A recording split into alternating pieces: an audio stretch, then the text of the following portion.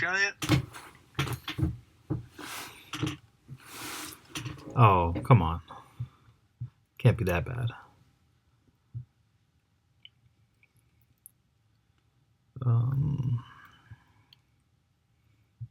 Okay. Yeah, I'll just start to recap. And that's not that one. This is this one. With the group using the Juggernaut once reclaimed, they converted the dropship with the rest of the scraps, earning it the moniker Scrapper, to now have a dual system of lightning and radiant energy flowing through and about the necessary components to achieve lift, and do so with much ease, as they have made the vehicle faster than before. After a quick visit to the Tower of Exit, they blasted through the walls of the tower as Junk dismantles the main systems without issues or backups coming on before they could make a getaway, with one extra passenger in the form of Ima and Dolia, an ally of Kuiko and Fizz. And while they figured it a quick enough stop, they searched for a while to find the ship with just enough remnants of this special metal that can be laid over the hull as a functional shield of sorts, usually adapting to the metals around, becoming unique and resistant. But just as this was found, or more so revealed by the massive undead giant which stands an easy 20 foot from the ground if they were to stand, but here and then Fizz speaks the words, "I am your master," and gets clobbered on, or so it seems, as they do nearly slap the whole tree that swung down to her, setting it. But yeah, she kind of slaps it out of the way, to be honest, causing minimal damage to her. And it's really more the eruption of the ground that flies upwards that annoys Fizz. It, for the lack of a better term, it looked kind of heroic as she avoided this damage. But Bromduhr, you watch as the Warden of the Stratum rises, albeit a changed version of him, still in his armor, silver, long turned a shattered bronze in places as ash and remnants of the war fall off the beam. This is the last champion of Ayala, Cletus Iron Thrust. He goes to make another attack at Fizz. But to be honest with you guys, I don't think we really need to roll initiative, because you guys probably just kill this thing in a minute or convince it to stop. As one of you do seem to recognize this person. But if it does go into combat, we'll just take it one by one. So who recognizes it? Apparently Bromdhur does. But before you could get a word in edgewise, you still get attacked again, Fizz. And I'm just gonna do the attack if I can ever find it. Here it is. It's 20 hit. Yeah, that hits. Okay. Most definitely. That'll be 13 divided by 2, which is a 7 points of damage, from what I know. Yeah. But they kind of get up, and as you spoke the words, and remind me, was it exactly "I am your master," Fizz? Yeah. Okay. Sure. All right. Great. Having a shot. You never know. Yeah. Unclaimed robot. Mm-hmm. Confidence well, can go a long way. Yeah. Sometimes. Well, it wasn't a robot. It is. On your face. It is pretty Yeah, armored, but yeah. It I thought it was a robot. No. Or a construct. No. But that's cool. I'm good with it. Like, it's just I don't want to backtrack or anything. It does say to you, "No, devil, I will not bow to you." It says that, as it's striking at you. Okay. So Fizz says, I'm the gingerbread man. You can't catch me. And just bolts, dodging in between piles of stuff. All right. Is that what you do? Do you want to run? Want to get away? Yeah, but like dodging. Using the piles of chips and things to hopefully trip him or cause him to go over. Yeah, he hasn't even gotten up. You could just disengage and get out of his range. His range is like 10 feet, but you could easily cover that. Yeah, that's what I'll do with my action. Yeah. You do so. Does that and run out of the way? Yeah. He's slow to react. He's still in the middle of attacking and saying he doesn't want to bow to you. Does anyone want to react? Otherwise, yeah. So I'm going to. I guess I have to exit the speeder or whatever because I can't do this. Everybody was out by this point, looking around for stuff. Yeah, you guys have been here for at least an hour. That's minimum.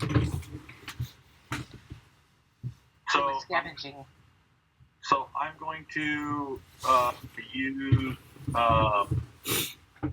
Giant's Might to make myself large. Yeah. And then I'm going to cast Enlarge to make myself huge. Okay. So you go about that size. Yeah. Yep. So that's large. So that I'm large, and then I'm actually one size. I'm the same size as he is. He's actually about 30 feet tall. In reality, but he's gargantuan. You're huge. Yeah. Huge would be 3x3, so that's what I should be at 3x3. The things are skewed a bit. The sizes are skewed. You're huge. Yeah. On this one, you should be at 20 right now, 20 feet generally, from what I can tell. Well, yeah. I'm so that's the monster bear. I would have buggered off maybe in that direction. Yeah. And what do you do after you enlarge though, Bromduhr? What do you say anything? Do you take an action? So, well, I mean that was my action to cast that spell, so I couldn't attack him. But yeah, I would tell him, hey, pick on somebody your own size. The moment he sees you, he says, "Don't worry, Captain. I'll take care of this." Wrong master, apparently. Yeah, Junk, do you do anything? I mean, Junk's got his gun out. He's on Fluffles. He's just keeping an eye on the situation. He's not seeming to make a move on Fizz, is he? No, he's just staying there. He actually doesn't lurch forward or anything. Yeah, so I think these two just kind of move forward a bit, and he's got his gun trained on the giant.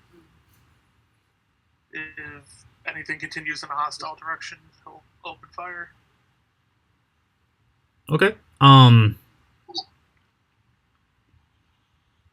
And he'll yell out to Bromduhr, do you know this guy? Because he's talking to you like he knows you.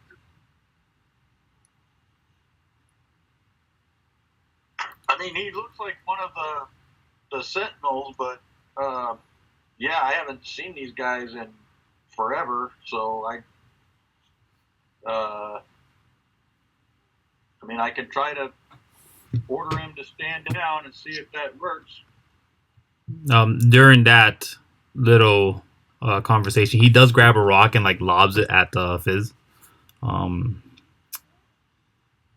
Let's see. Where is a boulder? And it completely misses. Yeah. Fizz laughs and goes, I said you couldn't catch me. He picks up another one, but he's but And runs further. yeah. But by this point, I'm sure you find something somewhere easy enough to hide where he has picked up another rock and he just puts it down, realizing you're no longer in view. Oh yeah, I'll give you a stealth check. For shits and giggles. His perception's so bad, I don't think you need it. Let's see. And it's always good to get the rust off, you know. Yeah. Early. What's it looking? All right. It's not his turn, but yeah. Bromduhr, junk, anything? No, I just order him to yield. Stand down. Okay, if you ordered him, yes, he'll halt for sure. Looks stunned, in fact, and turns over to you, and he says, "But sir, a devil, I see it clear as day, a devil." He's pointing towards where he sees Fizz's tail. You see it too. It's kind of swinging around. That's the only thing you see of her. These are our allies. We're allied with devils now? No, devils aren't the only ones with tail. But that's a devil's tail. See the tail, like, as she hears this, like, flick down and disappear. Like 30 seconds into your conversation. Way too late for it to matter. Yeah. He does stand down, though.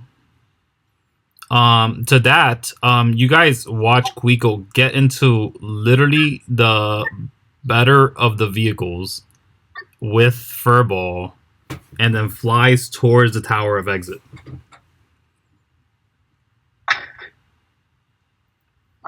Okay, bye, quicker. Yep. Do you guys wish to make perception checks? Make her move. Yeah.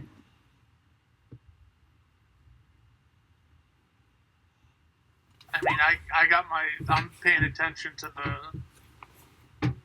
the giant, so that would have to be out of my peripheral. Yeah, you can still make the check, though. Could be something that you glimpsed on that has just now come into light, especially since Kuiko was so quick to move on, seeing that there's no real issue here. But yeah, I would say Fizz maybe catches something of it, but from the tower of exit, there is just a large dot coming towards you. At least it was coming towards you till Kuiko jetted away and is now angling towards the other ship.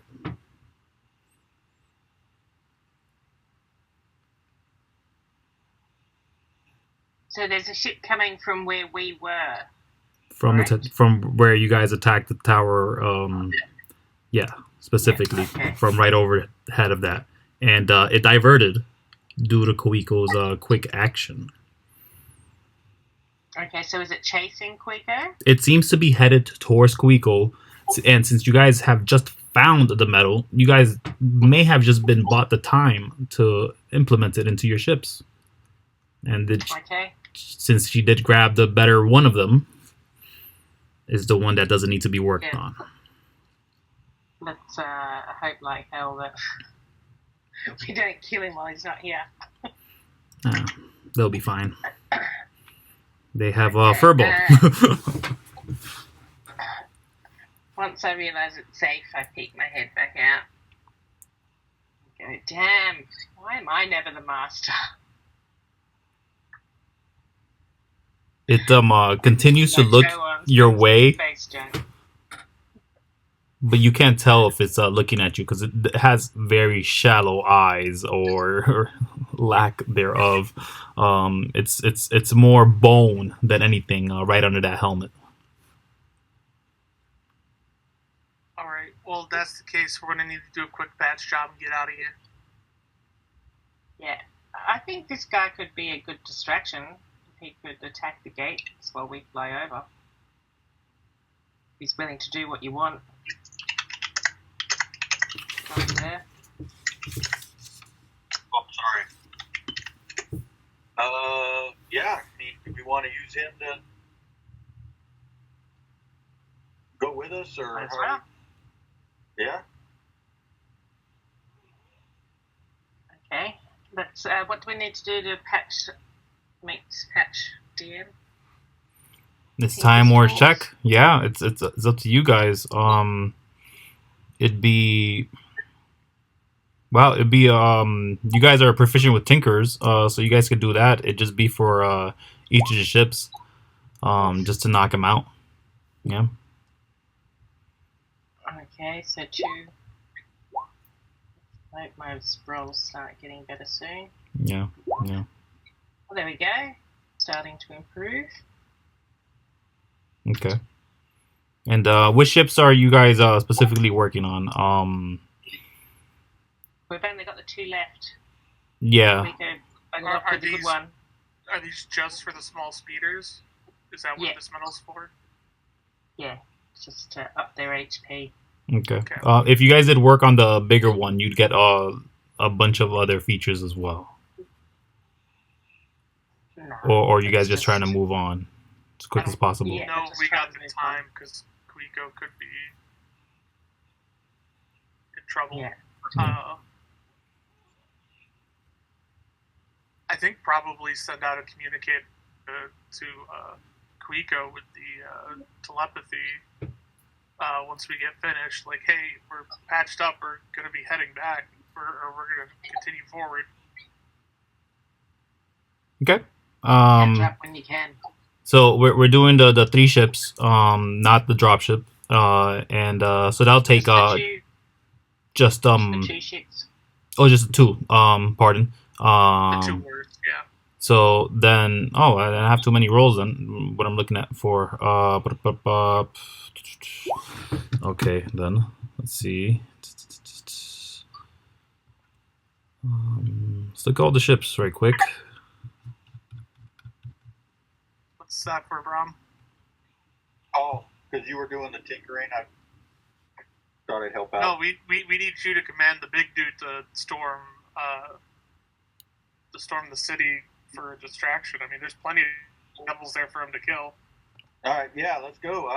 I'll go with him. He and I'll both charge in. Yeah, you want to convince him? How you convince him? What are you asking? We're trying to fly over, so we want him to just attack suicide style. Okay. All right, yeah, go ahead. Distraction. There's a bunch of devils up there, and we need you to clear us a path, blaze a trail. He rises, and you see him at his full height now. And when he does get up, he kind of gets on his knees to lower himself to see you guys. And as he does so, he speaks and says, "Granguana? Are we to liberate Granguana? Yes. I have waited, but there is something in the way, or more, someone. Brother, he has aligned with..." And he does look at Junk when he says this, but looks away immediately after, at least his head does, and he says, has aligned with Gaiax. Is in the way.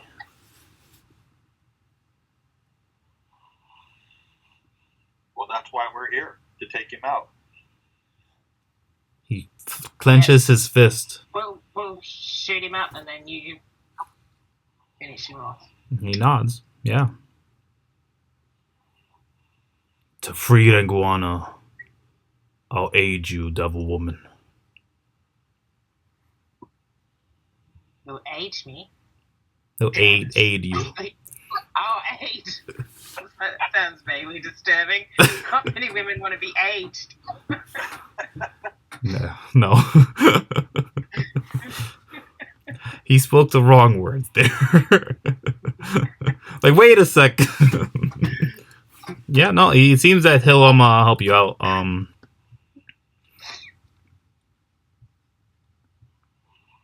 Cool. Yeah. Let's hit the road. Oh, if we've got our thingies fixed and Okay. a sacrificial lamb. Yeah. Okay.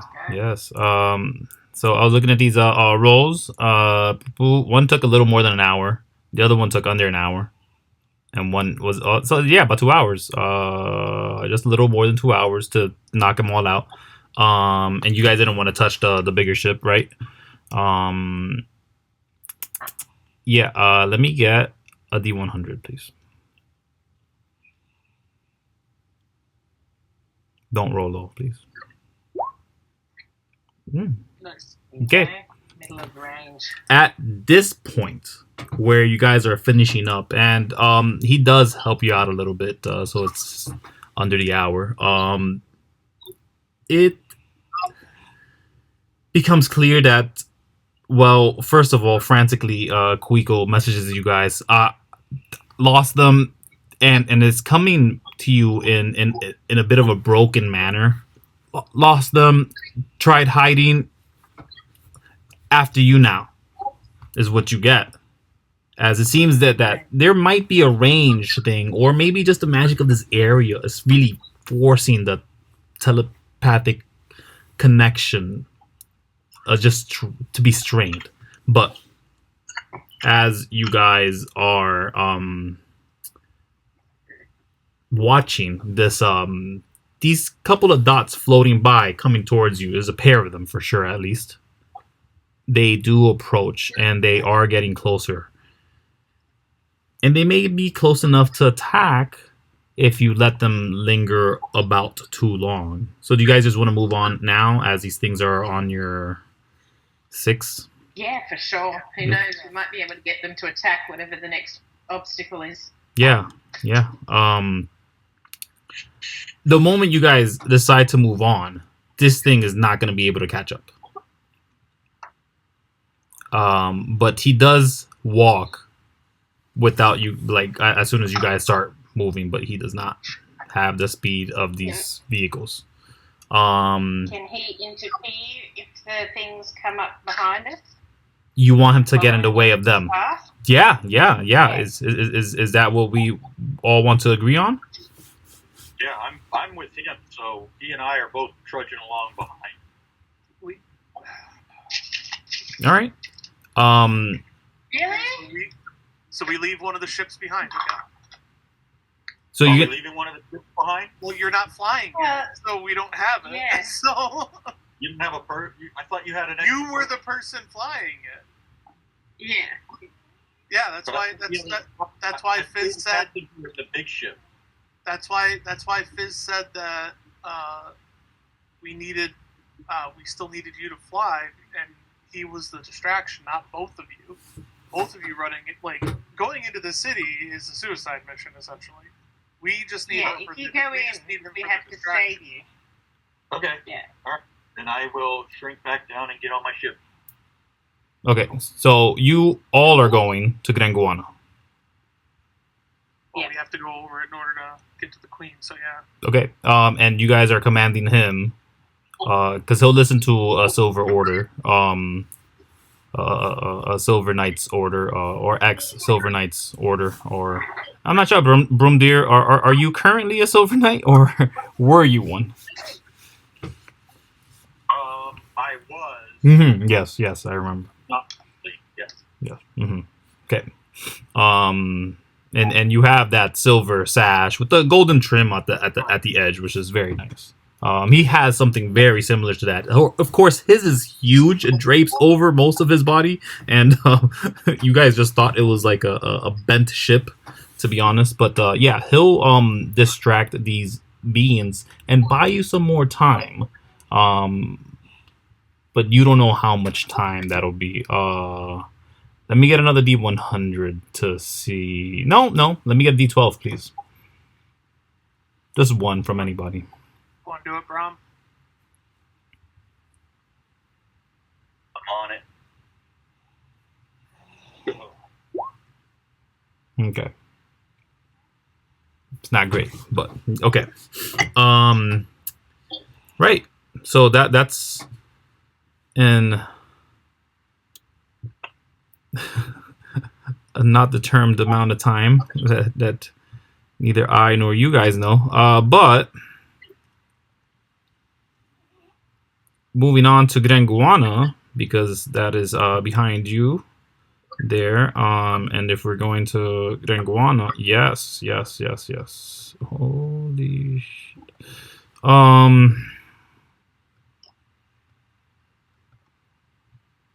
Yeah, okay. I just gotta make sure I got everything right.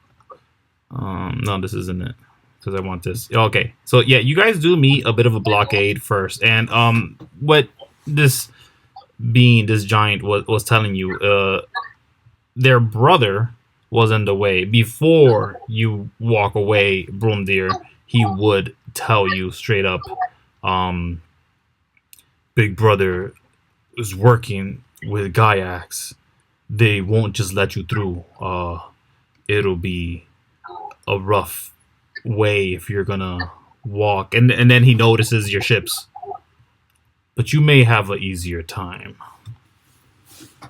And he kind of tells you, yeah, there's another giant in the way of Grenguana, and he's not alone. He's working with Gaiax, and if he has anything to do with Gaiax, he may already know what the people behind you know, or he may not. You're not sure if they have a connection of some sort of that. But you guys do have a bit of a choice. You guys can make a huge loop around to corner the east side of this map here, where there's less grass, where you see the empty fields there. You guys could do that. It'd be a tougher flight. You guys would have to probably make dex checks for every couple hundred feet, but it'll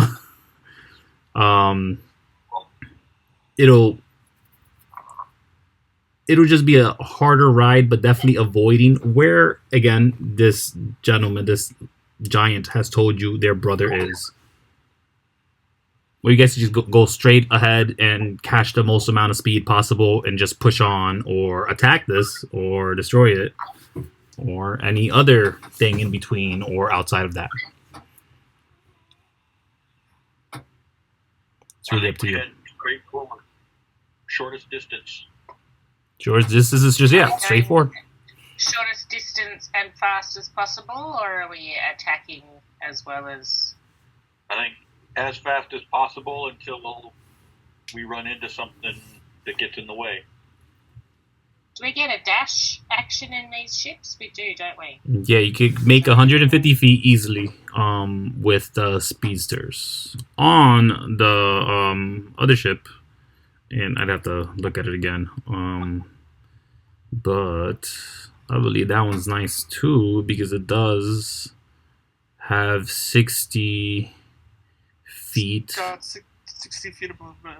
I think we can dash, and we have a legendary action that we can use. Dash. This ship, hold on. No, I don't think it has a dash ability. So the ship doesn't have actions? No, I think this ship some ships cannot dash based off their size or shape or some other nonsense.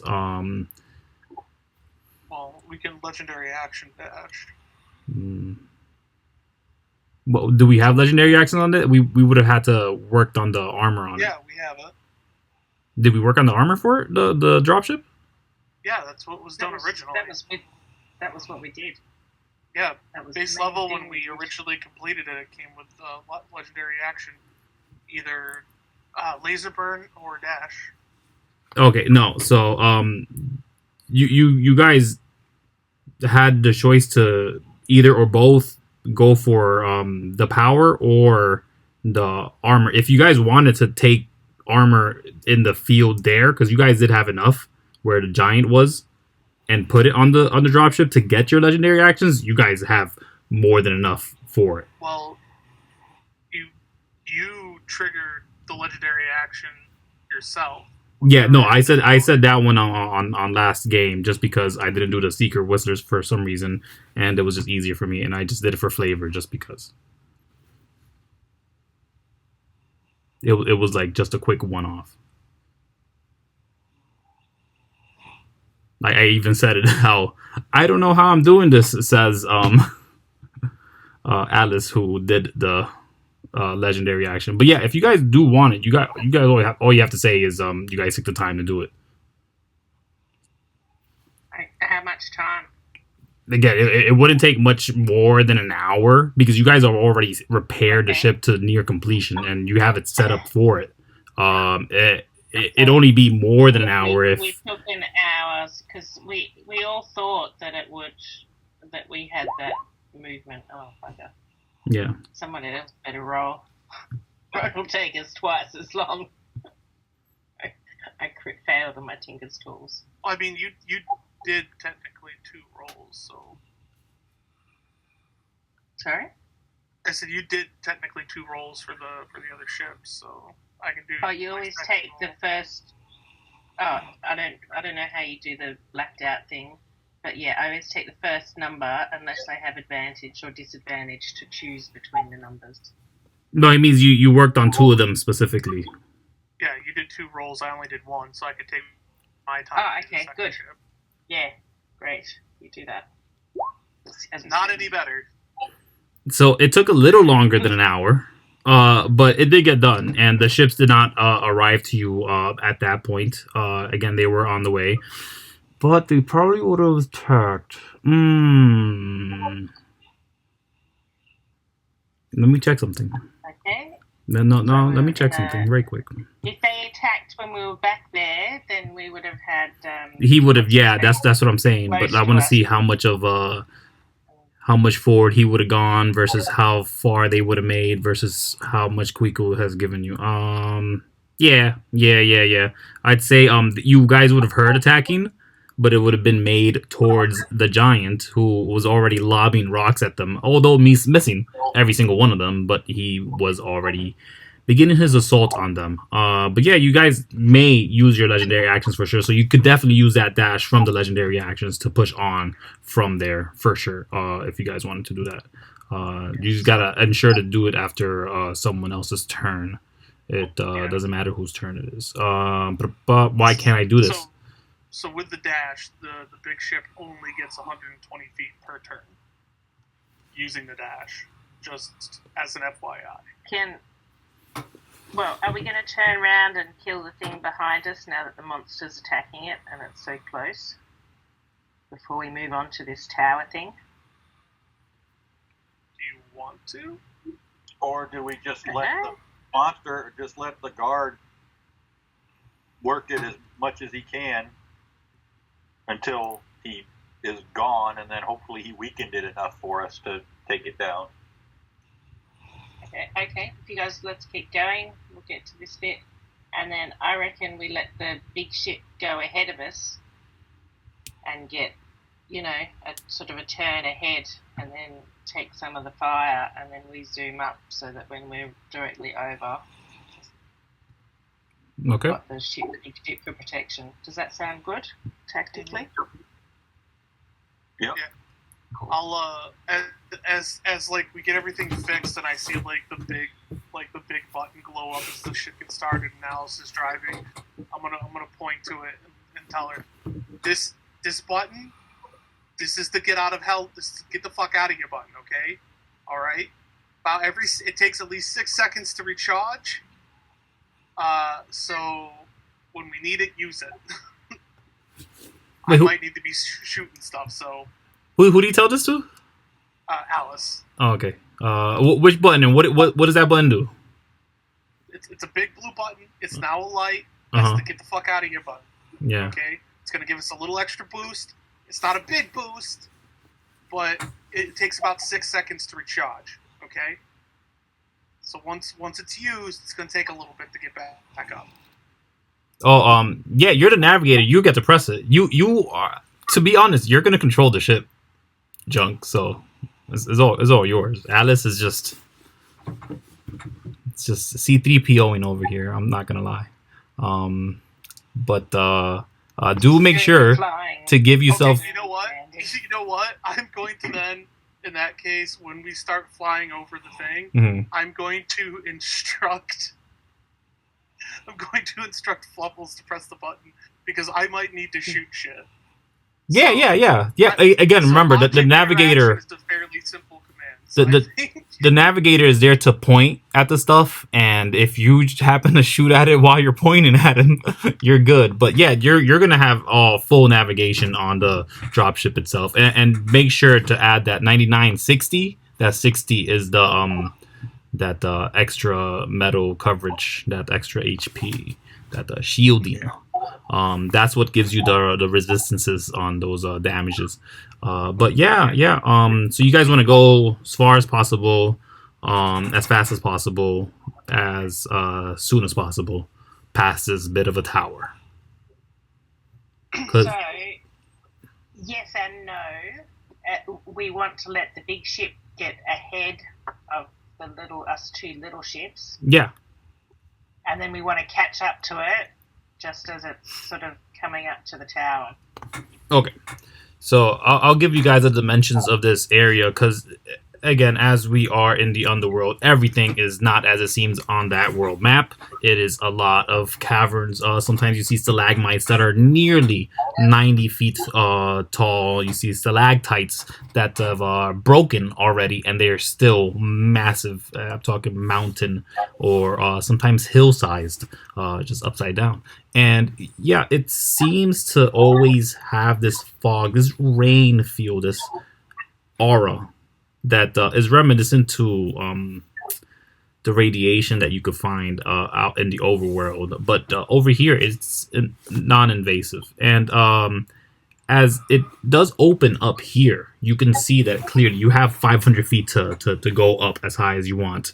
If you went as far to the east, I guess it would actually give you more than 500. Yeah, you have about 700 feet to go into the east, so you'd have a bit of a leeway. But those corners are very tight corners. We're avoiding that. We're going straight on where we actually could pull off some evasive maneuvers if necessary. But we're gonna push on, and you guys are jumping down here where you guys see yourself.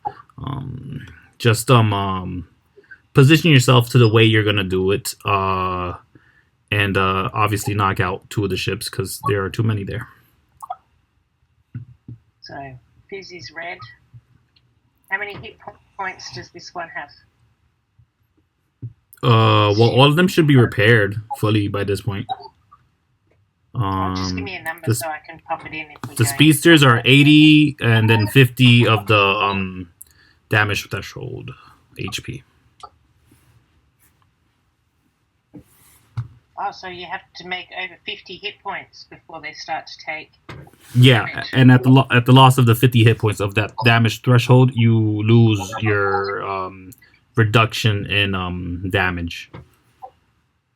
Oh, sorry, what's the reduction in damage? It's 5 for the speedsters. I believe it's 5 for the dropship as well. Yeah, it is. It's 5 currently for the dropship. Yeah. Yeah. Okay. Which is the other one that's hanging out. The around. little ships have 80 plus 50 total HP, is that right? Yes. Yeah, just want to clarify, it's not 80 minus 50. No. Oh, cool. 80 is the base. Once we're touching 80, you guys can't, well, you lose a bunch of stuff, but we'll get there if we get there. Okay. So I think we should go on this side and yeah, draw out the maneuver you guys want to take. I think it'd be the easiest way to clarify. Just for the instance now. Hang on, having trouble with my zooming. I'm in a different page on my other thing. Oh, that's not good. Mm-hmm. So I reckon We want we're to swing out basically wide. going like that with the main ship, and then the two little ships are kind of going like this, so that they're taking a little bit more distance and keeping that big ship Centered. in the way of the tower. Like a lineman blocking for a running back. Mm-hmm. Yeah. Okay. Let's get. I Let's. can't move the big ship. So the big ship's on this line, and we're on this line. Forgive the wonkiness. Laptop screen drawing. I thought you were doing a zigzag motion so you could, avoid fire. That's my shaky hand. You know what? I had thought that too. I was just like, yeah, it's good to have the evasive maneuvers for sure. Yeah, a tiny bit of evasive maneuvers. Yeah, sure. Never stay on a straight line. That's how you get hit. Yeah. Happy accident. So we'll run this again the same way with the giant back there. It's in the ships. You guys is negligible when you guys use your stuff, but do remember that you do have 2 seeker shots junk if you're gonna use your missiles for that. And I don't know if you implemented it on your character sheet. I should have done it. I know I did it for Kuiko and Fizz when I first introduced them, but I totally lost so much track of time here. I'm not home, but we could continue forward from here. Let me get a d6 from everybody. I want to see how prepared they were against you.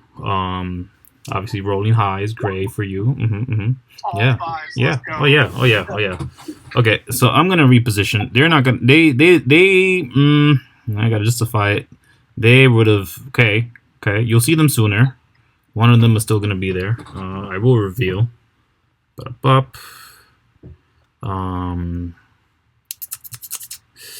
You guys do see as there is a giant on the tower, and there is another vehicle. Actually, can I get perception checks? I want to say disadvantage as we're zooming past as fast as possible, but no, we're actually going less than fast. 7 perception. Mhm. But I roll shit every single time. It's okay. 15 and 19. Yeah, it becomes clear to you. And again, this gets communicated to you, Fizz, real quick because everybody has that telepathic communication currently. And Kuiko says, I'm not home. I can't answer the call. But she you guys do notice that there is a vehicle somewhat within the ground, sort of like there's a impregnation or indentation on the ground itself that is just uncanny and shouldn't be there. And as soon as you guys come into sight, you can see that it seems to be tracking you a little bit, just sliding to the side a bit as you guys move on. And yeah, As soon as we're in like whatever range, yeah. What is the range on the plasma spiral? Not great. 60 foot. Yeah. Does it have a disadvantage range? Yeah, it should. Let me find it. So 'cause on here I've just got the self 60 foot. So what would its disadvantage be? No, that's the Usually wrong 3 one. times, I think. The disadvantage. Well, it says 50 or 60 foot for the. But it's grayed out, so I don't think you ever put anything in here. I think that Yeah, might just I have 50 and 80 Sorry. for the plasma spirals. But if you see 60, do let me know, because then I may have Oh, no, something. look, it was grayed out, so I think Okay. it's just that, you know how it pre-fills it? So Yeah, you yeah. made to put in. No, yeah. So 50, 80 is fine. But we can shoot out with our weapons. You have The hatches panels now. that yeah. Okay. You have options.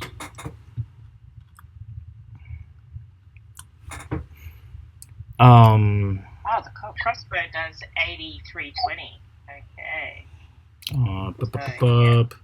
So yeah, so Disadvantage for 16. oh, you guys are within their range. You said what was the 16? I believe 16 Yeah, may 16 miss. Double check. Oh, I'm that one hits. assuming That we hits. see them first. Yeah, no, that hits. That hits. Are you hitting? Attack, And are you hitting so I the? get the advantage too. Are I'm you? hitting the uncanny thing. Like, Sure. see, Sure. DM says something is uncanny. Yes. The one on the ground, not the giant that's on the tower. Then. Okay. Yeah. That definitely hits. Okay, so all up, that's 30 damage. Okay. 5 of it necrotic, the rest of it piercing. All right. And it's magical damage too. Okay, that's on there. All right. Bromduhr, what do you do? Well, I don't have any ranged weapons, so I'm just gonna hang out. All right. And do use your movement. Wait. Fizz. Oh, yeah. And Junk. The movement is... I think we're just flying, right? We're just trying to 60? get past. Yeah. Yeah. And remind me, the drop ship, the scrapper, is in the front, right? The scrapper. What Yeah. is it? One or the other? Yeah, I can't move the scrapper. No, then I'll help with that one real quick. Oh, do you want green? One? Oh, I don't care. I didn't know which one I was. There we go. Scrapper should be You can be movable green, now. green, red. It is mobile. In the underworld. Okay. And then so we will do after So do you have any Fizz's range? turn. It's not enough to hit that. No bow? I have a It's the pistol. disadvantage. Pistol What's goes your out to 120 disadvantage feet. Is that 120 feet advantage, like regular, and then at disadvantage? That's the Longer? end of the range is 120 feet. Okay. It's 80, 120. Okay, so as you guys are approaching, this thing is going to shoot at you guys. It actually shoots at you guys. You reach its range? To be honest with you, so right before that, but it does attack the dropship. Not sure if that hits it. I think 18 is our armor class.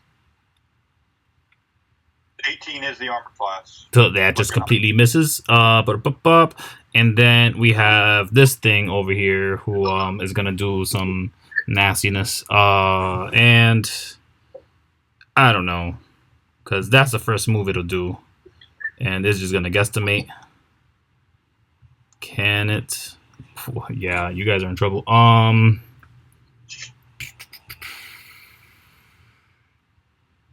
It's going to do. Yeah, it's gonna do. No, is it high up? Is it too far? Does it have to wait? Where is it? That's the wrong one. That's why. Let's make sure it could happen. Yeah, it can. Okay. So it does attack all of you guys. And when I say attacks all of you guys, it just shoots at the air, and you guys are just kind of driving the vehicles towards the explosions that occur. As it seems that there's just a massive fire and what do you call shrapnel just flying around everywhere, and I need you guys to make a con save DC 18. When making con saves or any kind of checks on the vehicles that aren't your person doing it themselves, you're just adding 5 or the DT to the roll. Or again, if the shield is no longer available, you're just doing a regular roll.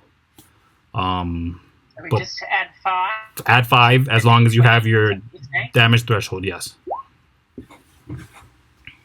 That's a fail. Okay. So you just take the full damage. 39 damage. Well, yeah. I don't know if the speedster has reductions on fire, but if it does, it's just ignores or has Let me check. It should be fine against fire. Yeah, fire doesn't do extra damage to it. So yeah, it's just gonna be a reduction of 5 from the 29 and a reduction of 5 from the fire. Yeah. But and then that'll be halved for you, Junk, and again for you, Bromduhr. You need me to put up those numbers? So, you got 30, 15 piercing if it's halved, and then minus 5 again. And then that one's just 5. So you just ignore the fire damage essentially. So that's Junk and Bromduhr. But yeah, that's their turn. You guys, I'm sure, just move on, right? Yep. Yeah. They're gonna take again more shots. Oh, hang on. Like, are we like? Can we still pop out and make our attack and do the full? Yes. Do whatever you would do on your turn for sure. So yeah, I will definitely shoot another arrow. And we should be able to move 120 feet per round. Okay, right? So, as long as we force the legendary actions to be dashes, correct? Yeah. Yeah. Yeah, pretty much as soon as, like, he's going to go 60, the ship's going to go 60 feet, Yeah. and as soon as they make their turn, he's going. All right. okay. So, I will do another crossbow. Oh, am I close enough now?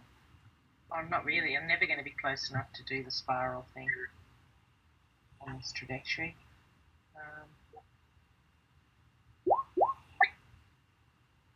So, that's an 11 to hit on that ground thing. Yeah, it hits. Is that a hit? Yep. Okay, so for 6 piercing and 6 necrotic. Okay.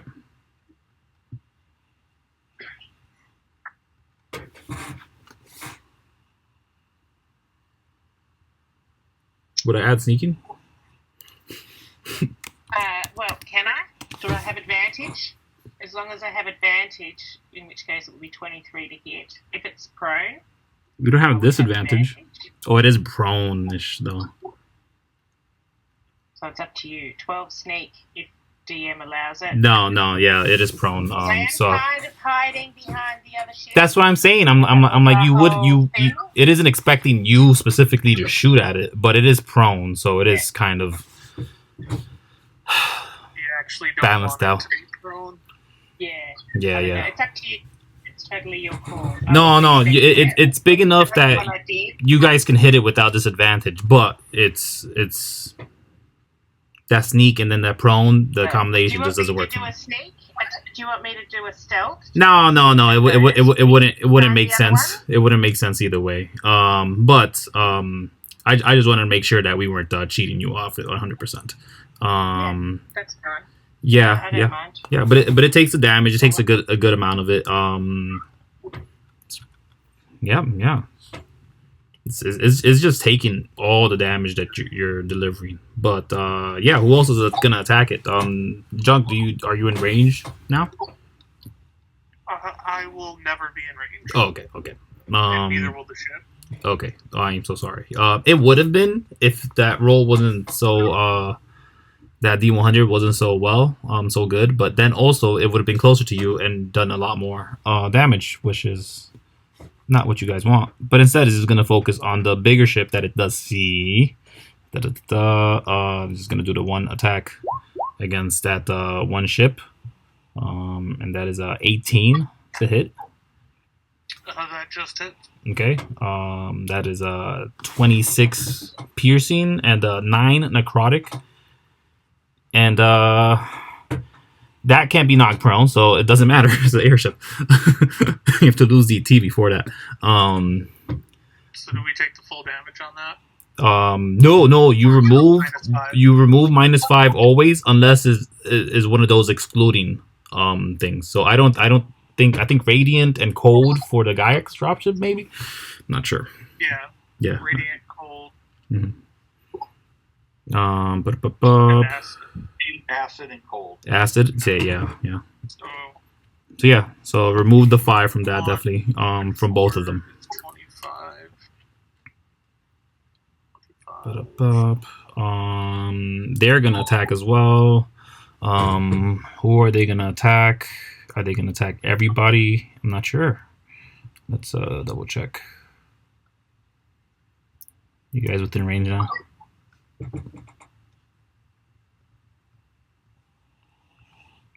No. So it'll just attack one of you. It makes a slight detour to there. Who wants to make a slight detour? Oh, I said if the dropship made a slight detour inward that far, it could do the laser burn. If we wanted to. Then I lose the dash. That keeps us in range farther for longer. Okay, so this guy might not be able to do much. Sorry, I didn't mean to cut you guys off. You can't do it right now. You already did it.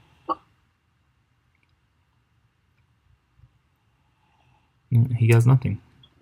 He might just throw something.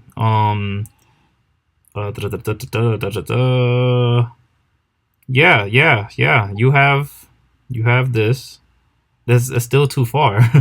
He throws a rock at you guys. He throws a bunch of metal pieces at you guys, and but it completely misses. It does try to hit the dropship. The scrapper. As it does get closer than all the other runs. But that is the end of their turn. I'm sure you guys just push on, and Fizz shoots. Junk's gonna use the link and say we need to swing out wider than the original path. So 11 damage, and then Fizz is going to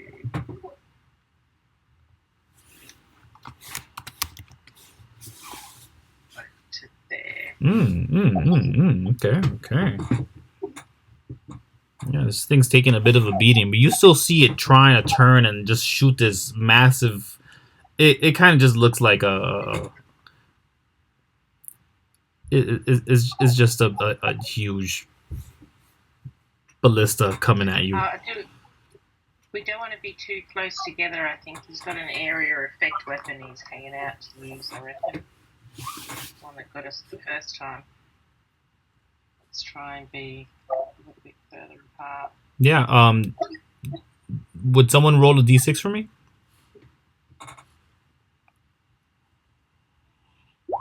Not me, I've been rolling terrible. Okay, yep, that's a recharge on their ability. Yep.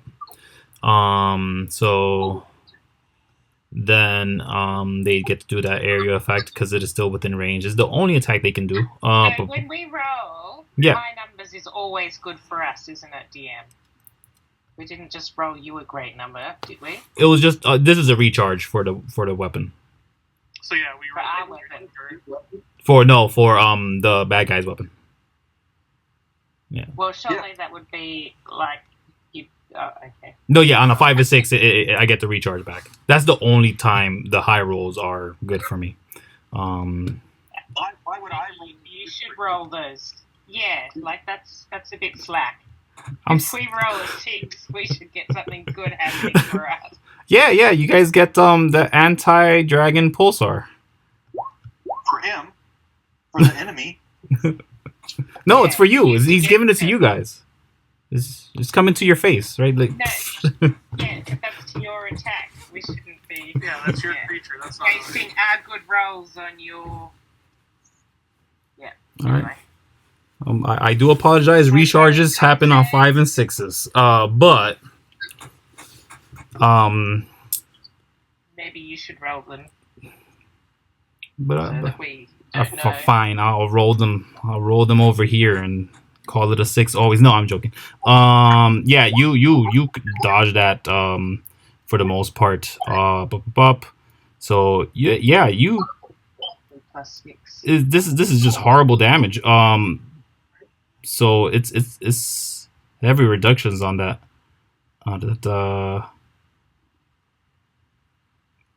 Yeah, that's great. No, it's more than that. It's half that, and then take the 5 off. Yeah, of course. Half. So nice. Okay. So Barely get touched. 2 damage. Mm-hmm. Same thing for Bromduhr. Junk takes it full again, minus the reductions. That's it. That was him, and then the other guy shoots again at the dropship. He doesn't care about the other ones. And that area of effect is like over. Oh, 40 it shouldn't have touched all of you guys then. So I'm saying it would have touched only the dropship. So do remove those that damage then, because it is not within 60 feet. It has to be within 60 feet. A line within 60 feet, and you guys are not within 60 feet apparently. As you guys just showed me. I made it a point not to get 60 feet. Great. But the Gaiax drop. Keeps calling it the dropship because that's what I called it. The scrapper does get struck again. Although I was trying to see if they would attack the others. Nope. Yeah, he'll attack the thing again. Does 19 hit the thing? I believe it does. That's your anti-dragon pulsar. It is. It is. So what you've done there is you haven't actually rolled a 2 hit. You've just rolled damage. Yeah, but that's the wrong thing. I meant the scout breaker over here. Oh, okay, but is that how it works? It just automatically hits. The anti-dragon pulse. Yeah, it's just a save to avoid it. Okay. To avoid some of the damage. But Yep, a 19. 19 of course, is gonna hit. does hit. And again, you get the Plus reduction. 9 21 and then 3 necrotic.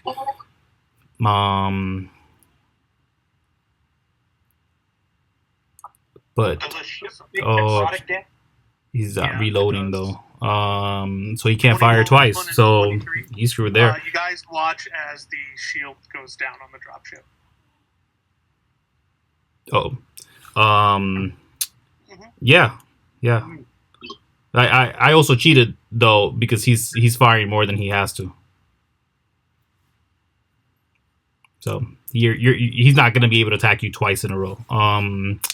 But yeah, the other guy looks around. You guys aren't in range. I'll roll my d6. It's not a 5 or a 6, and yeah, you guys are free and clear.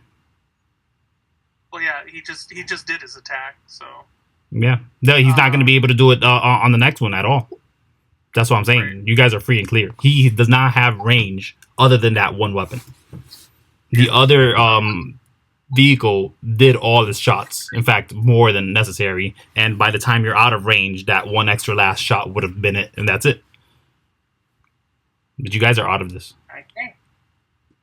Excellent. Thanks to my cheating ass. So we make it through. Yeah, yes, for sure. But they persistent, just keep striking at you guys for not. But you guys do avoid them for the most part. Let's take you where you need to be then. And as that happens, say over the psychic communique. The ship's taking a lot of damage. We'll get to safety and try and repair it a bit before we head over the big city.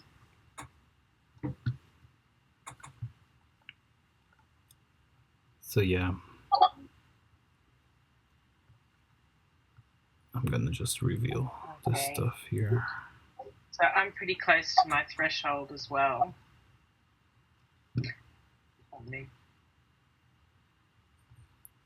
Oh, not so bad. 21 points to my threshold.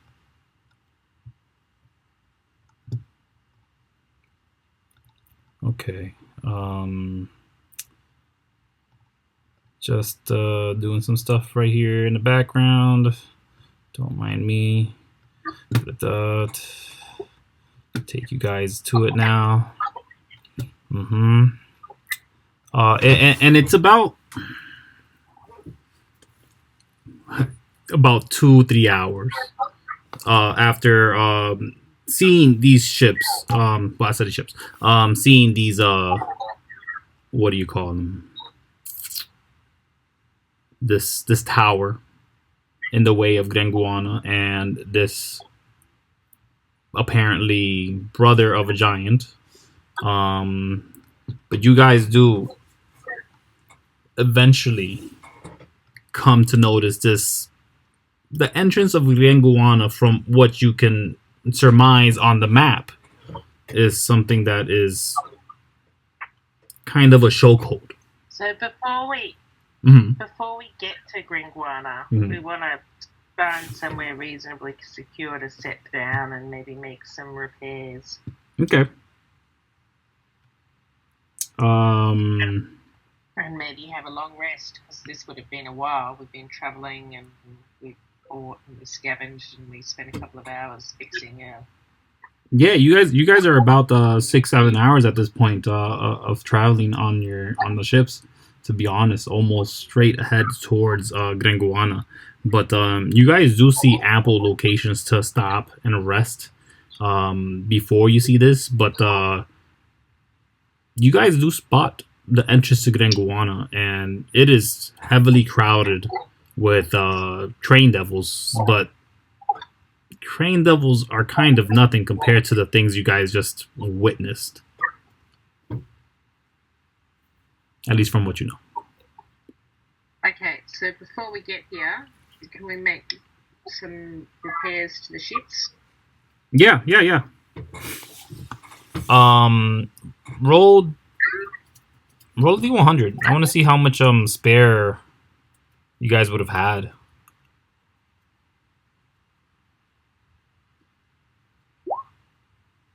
Yeah. God. Yeah. Kicking ass on those rolls, Brom.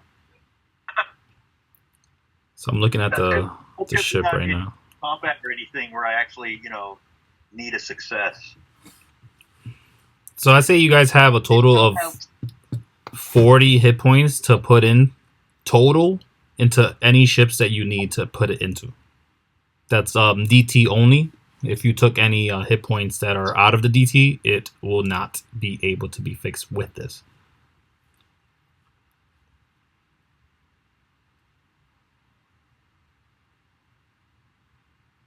Well, I think the drop tip.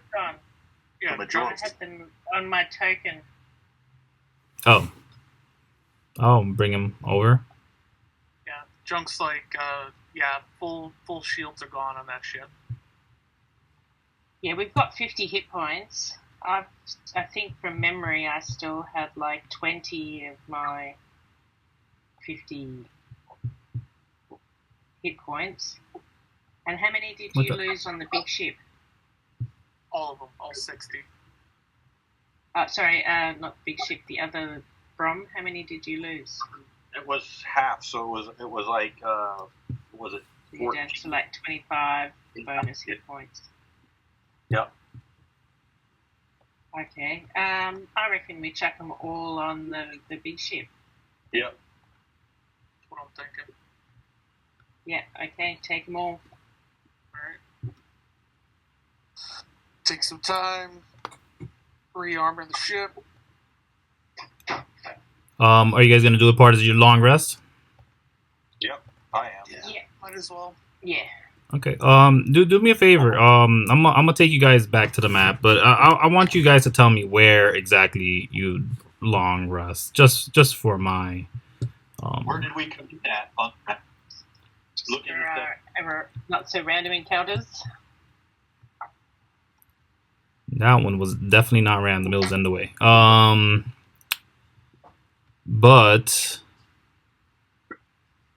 you guys are within the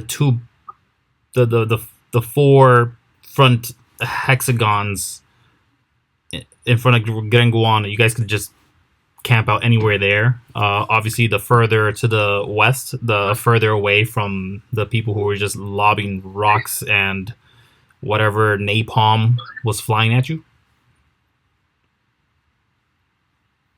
I think probably somewhere like right there. Use like the mountains as like a cover. I figured. Back. Makes sense. Yeah. I'm good with that one. Yeah. Do that one. Yeah. So take your long rest. Put the 40 on there. And just let me get a D100 and make sure nothing happens to you guys in the morning. Brom, you're a man. Yeah. Oh, I took a nap while you guys were fixing the ship, so I'm good to go. I can keep watching. You can roll the D100s. Yeah. Oh my Nice. god. Look at that. So everybody died in the middle of the night. This topsy-turvy world where good luck has suddenly become bad luck. Yeah.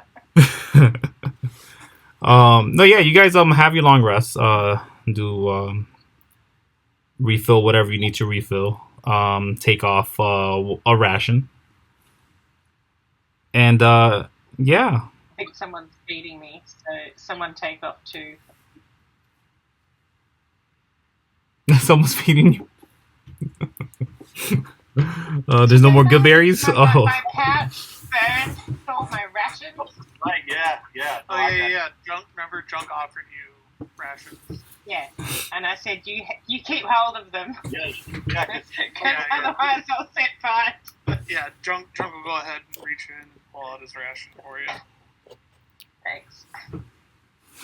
All right. So yeah, you guys are fully rested, and is the intent to go to Grenguana for sure now? You guys could just go elsewhere, of course. It's really up to you. Kind of It's the queen. Yeah, it was kind of the whole point of this endeavor. So yeah, let's just do it. Okay. Yeah, we were told we pretty much had to go over to Guana in order to get to the Queen. So. Listen, I'd be remiss if I didn't give you options to go away from the thing I told you to go to. Okay. But yeah. Yeah. So. I mean, Junk did attempt to like look at other maps and stuff, but wasn't given any. So. Yeah, I think we're pretty much taking whatever the shortest route is, regardless. After wasting 3 months fixing a ship, we're now in a hurry. Yep. So in true fashion. And mad dash. In true fashion to what happened the day before, you guys can kind of see that a blitz through here may be viable, but seems a little more complicated as the caverns get tighter. Grenguana may be behind all of this, because as you see here, it is structures that have been overgrown. It's palisades that no longer stand as they used to. This is the entrance of Grenguana.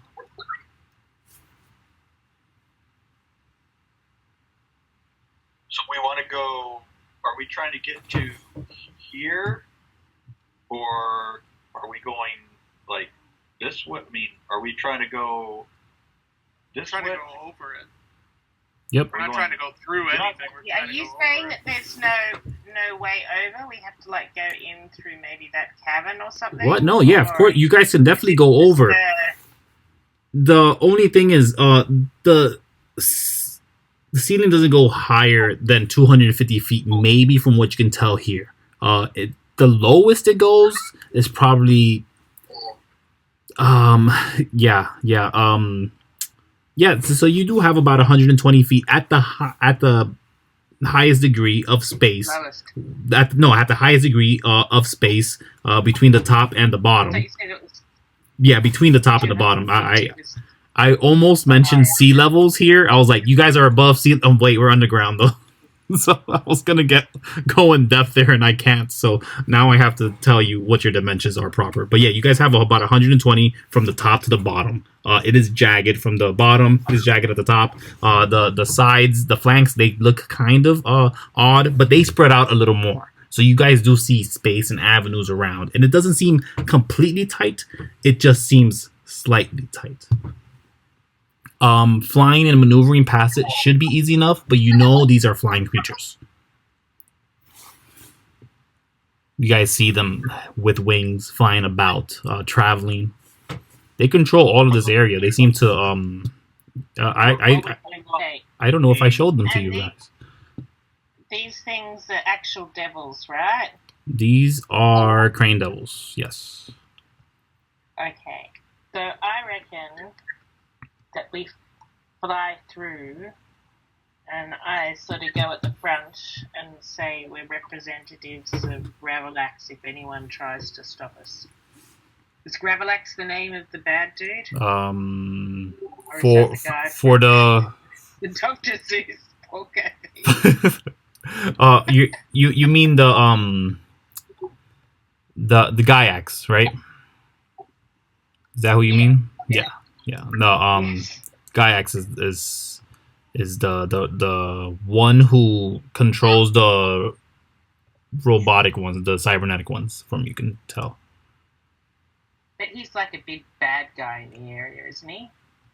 And we've got his symbols painted all over the ship. Remember when we were doing the repairs? We thought we'd like... Yeah, so he doesn't have symbols, but you guys did emulate his colors and stuff. Yes, you guys do have the visage of their parties for sure.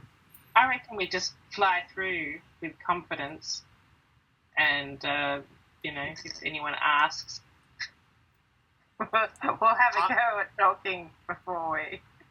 Han Solo that shit. I don't know. Fly casual. Yeah, exactly. 100%.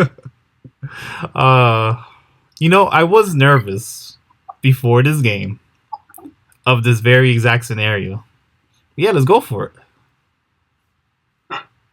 What's the worst that could happen? Yeah. We'll come back with new characters next week. That's it. Okay. Does everyone have a parachute? So, Okay. has anyone got anything I have a that can jetpack. enhance Good enough. abilities?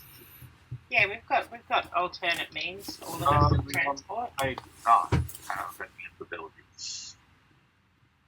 I do. Okay. You do? Because I do. if I could get some persuasion or some deception help. Wait, Yeah. so are we planning on stopping to talk to them, or are we pushing through, ignoring them?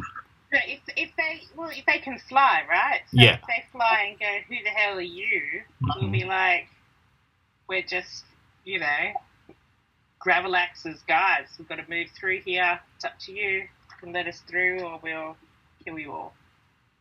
Okay. Yeah. Anyone's got a better story than that? Let's I go mean, for we it. can give it a shot. Why not? I'll fly out of the little hatch and go over to your ship and put my hand on you and say, "Good luck bluffing." And I'll go ahead and give you weird name for it for the charisma check, but it's called Eagle Splendor. What? Excellent. Yeah. Eagle Splendor. And with that, I shall take out... Not Puma's Poise or something? Come pirate on. hat. And put that on so I look like official-ish. What kind of hat you put on? Can't remember. I remember picking up some kind of hat somewhere. That one got burnt up. Crap. Worst, No hat. worst case Okay. scenario. I'm so sorry. Worst case scenario, gesture to me in the dropship. They'll see a construct. See, even you guys call it that. No. Yeah, so, let me get 1d6. Did we try some bribery? We could throw some, like, coins overboard or something. You like, this is the, passage from thingy. Pay the toll? Yeah, it might work.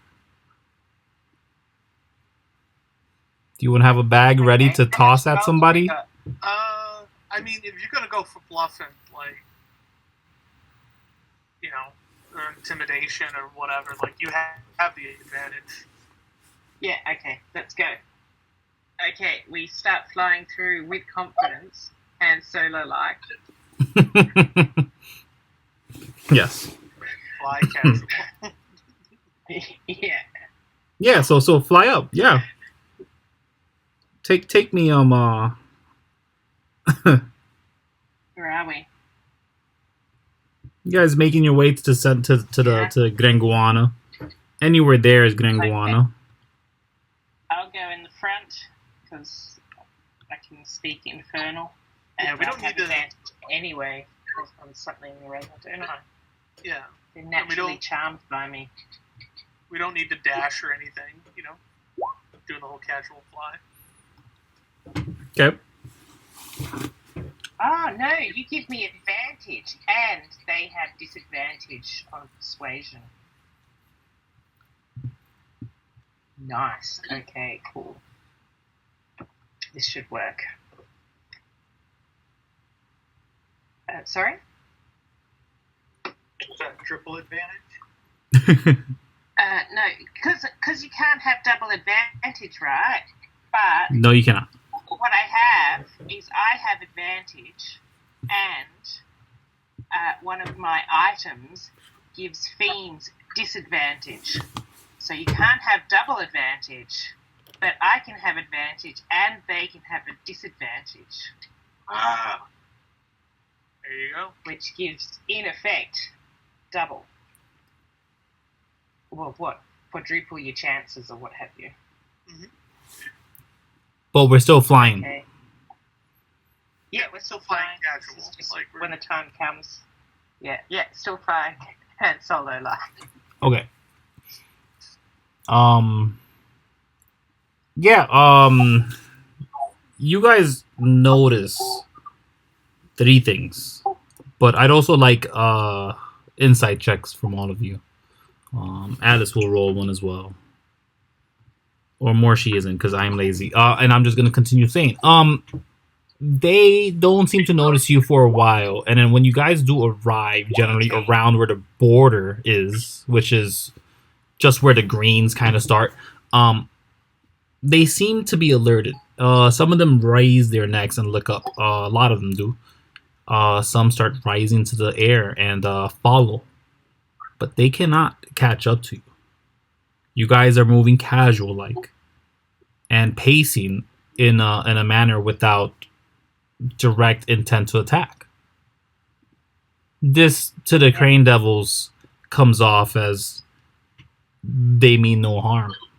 It is a flyby, but you are in their area, so you have a tail.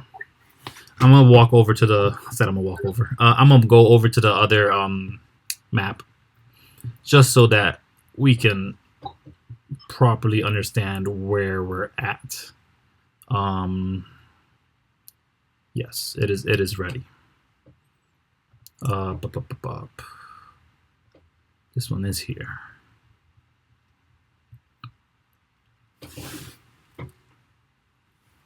And you guys can see that in the middle there's a whole bunch of tokens there. Just situate yourselves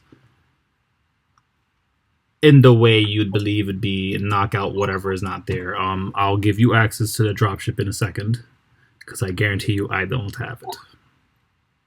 It is. So which way are we? Like, we're here. You guys are going north. Aiming to get You guys that are aiming direction? 100% north. Yes. Okay, well, we don't want to run into the tower. I reckon we. The tower again is like 100-foot spire, and you guys still have that 240. In fact, here it kind of opens up a lot more. You guys have about 300 feet all around in all directions, 360 degrees from this point, the center point, past the entrance. So once that little skip happens, you guys actually pass by a couple 100 feet, to be honest with you, and this is narrow straights till eventually you have this open wide area. And here is where you see a lot more crane devils who have already become alerted to your presence, as you guys don't hear much of it, but they are making a calling bark. It is clear as day if you try to listen to it, but they are not attacking as of yet they do not seem friendly. As what are your speeds again? We have 120 full. If we're pushing, are we pushing 120? No, we're going casual. 60. Yeah. So Junk they don't know, and we're following. Like, we're following at 60. We're, keeping pace. Got it. So one of them will eventually catch up to you guys. It's this one here. The bigger wyvern here. I'm just gonna put them there. They are not as big as they are here. They are not a dragon. They are just the size of the wyverns that Fizz and Kuiko have noticed before. But it's just exemplified bigger on the screen, so you guys can see it. But it does land on top of the dropship itself, the scrapper, and it cranes his neck about So to I'm look. at the back. If they're following, I'll be at the back. Yeah, So yeah, but they pushed on. First thing, or okay, Yeah, pushed they past. pushed on to the bigger ship. They don't see the smaller ships as anything important. They see the bigger one as the bigger problem or threat, or the one in the top tier of the hierarchy. But Okay, well, I pop out of my thing and yell out, "Hey, infernal!" yeah, make a persuasion check with advantage, please.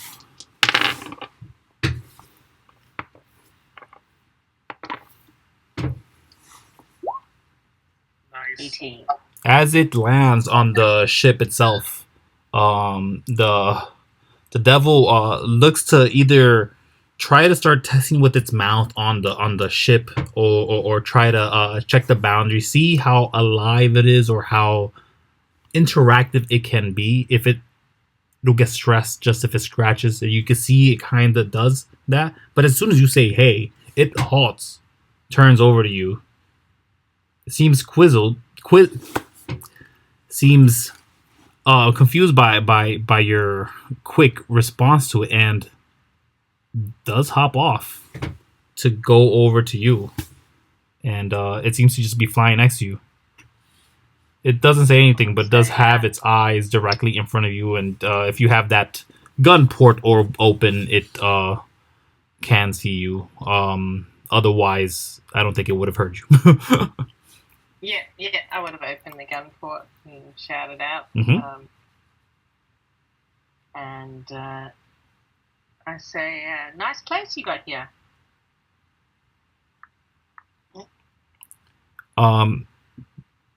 Yeah, okay. You guys could earn yourself another 60 feet forward.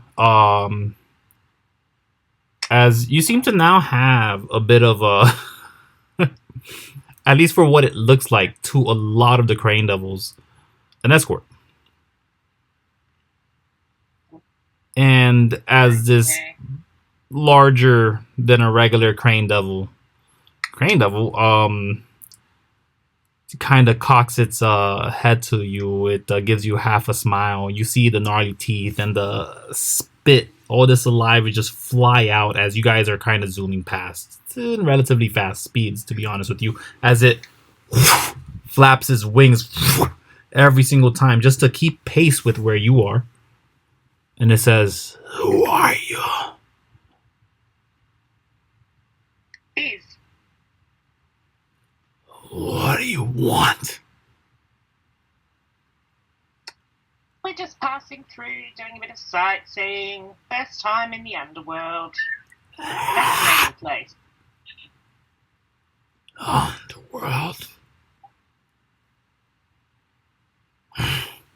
It flies forward and pushes past. It dashes.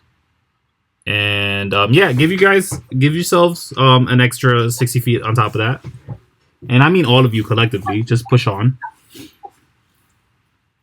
And it does fly forward to reach the spire. And it seems to want to reach there with intent, but as it nears it, there is a different being that kind of flies out off of it. You guys can tell that there have been several eyes watching you, and most notably by the spire there is a very different dragonoid there. They look like a dragonborn, if anything, or a humanoid dragon, if that made more sense, as if this wyvern just decided to walk on two legs instead. But out from there is definitely a different color and a different shape than everything else, as you guys see a large category being just fly out, and this one is metallic, and with intent pushes past this wyvern and rushes towards you guys. It'll go for, let's see if it noticed it. No, it just goes straight to the closest ship. So did we get a chance to notice this? You know, yeah, you guys see him. Like being coming. Yeah, I reckon this would be a good time for us to do a dash, right? Yeah. You guys have as much time to do what you need to. You guys can earn yourselves another, as again all this has happened. Yeah, I reckon it would be a good time for us to do our full movement. Hey. Would you guys have done that when the wyvern was a bit away? As soon as we saw it. So when the wyverns, when we get to like basically this point where we are now, push. We've gotten through most of it. So from here on in, let's do our max movement to get out. Okay. Yeah, sure. It's 150 for us. Yes. And then it's 120 for the big ship. Okay. So you guys do see a bit of a thing going on. There's a crevice of a tunnel that goes upwards to the top, the literal zenith of where you are. Yay! Telepathically. What do you say? Quick, get out of there. Run away. But yeah, do you guys go forward past Alice knows the way, right? So yeah, and she's linked to us telepathically. Alice says, "I have never been there. I've only been directed there." But no, you guys. What do your directions say? She's following the map. She said she's ready and willing to go straight and forward. Past there's more towers and there's more like scattered buildings forward ahead. But you guys also do see a bit of a crevice that you guys could take. And again, it'd be at the zenith, so you guys just have to go up if you wanted to do that. It's your choice. Well, the place that we need to go is to the north.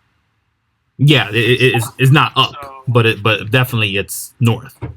So the quickest way out of town, quickest way out of the city, I think, is our best bet.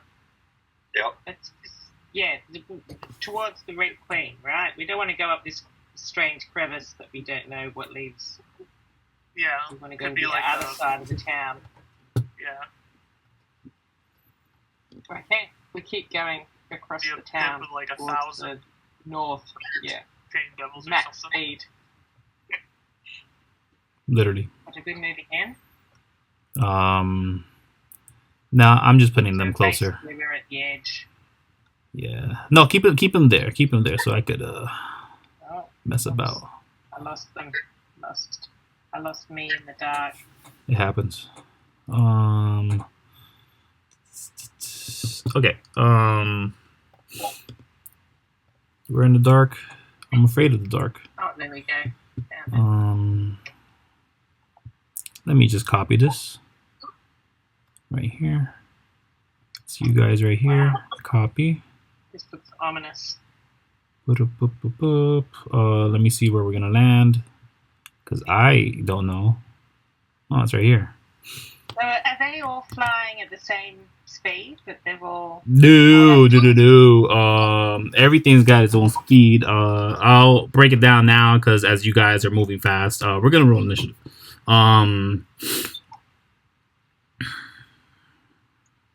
But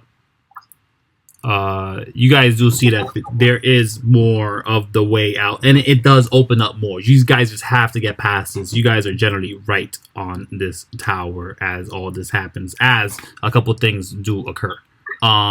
First, the one dragonoid who was the wyvern who was distracted eventually did turn around, and behind them are several other of the wyverns and several other crane devils. Any of the crane devils are not fast enough to keep up. The wyverns can keep up for some time, but they lose movement as you guys move at triple speed that they can. So that means all their ranged attacks will eventually be eliminated, but you can tell that you avoided about 90% of most of this mess. So let's see what you guys actually are dealing with. It's something to the degree of this. And where are we? Are we sort of now on this side of the tower now? You guys are like with them. You guys are like with them. This is the town past the spires that you guys saw, and around this around this point, excuse me, you guys noticed that this other draconic being, this metallic one, does arrive with fury in their eyes as they just sort of blast at you, and they seem to be the only one who could effectively damage you guys. Who's in the front? Who's in the back? Who's high? Who's low? What's going on? I want to know your guys' positioning, because I need to know he's going to target first, to be honest with you. So I reckon that both me and Brom would be moving faster because we were zooming, so we'd be slightly ahead Okay. at this point. You'd be about 30 feet ahead. Okay, so put yourself 30 feet in front of the ship, then. Yeah, please.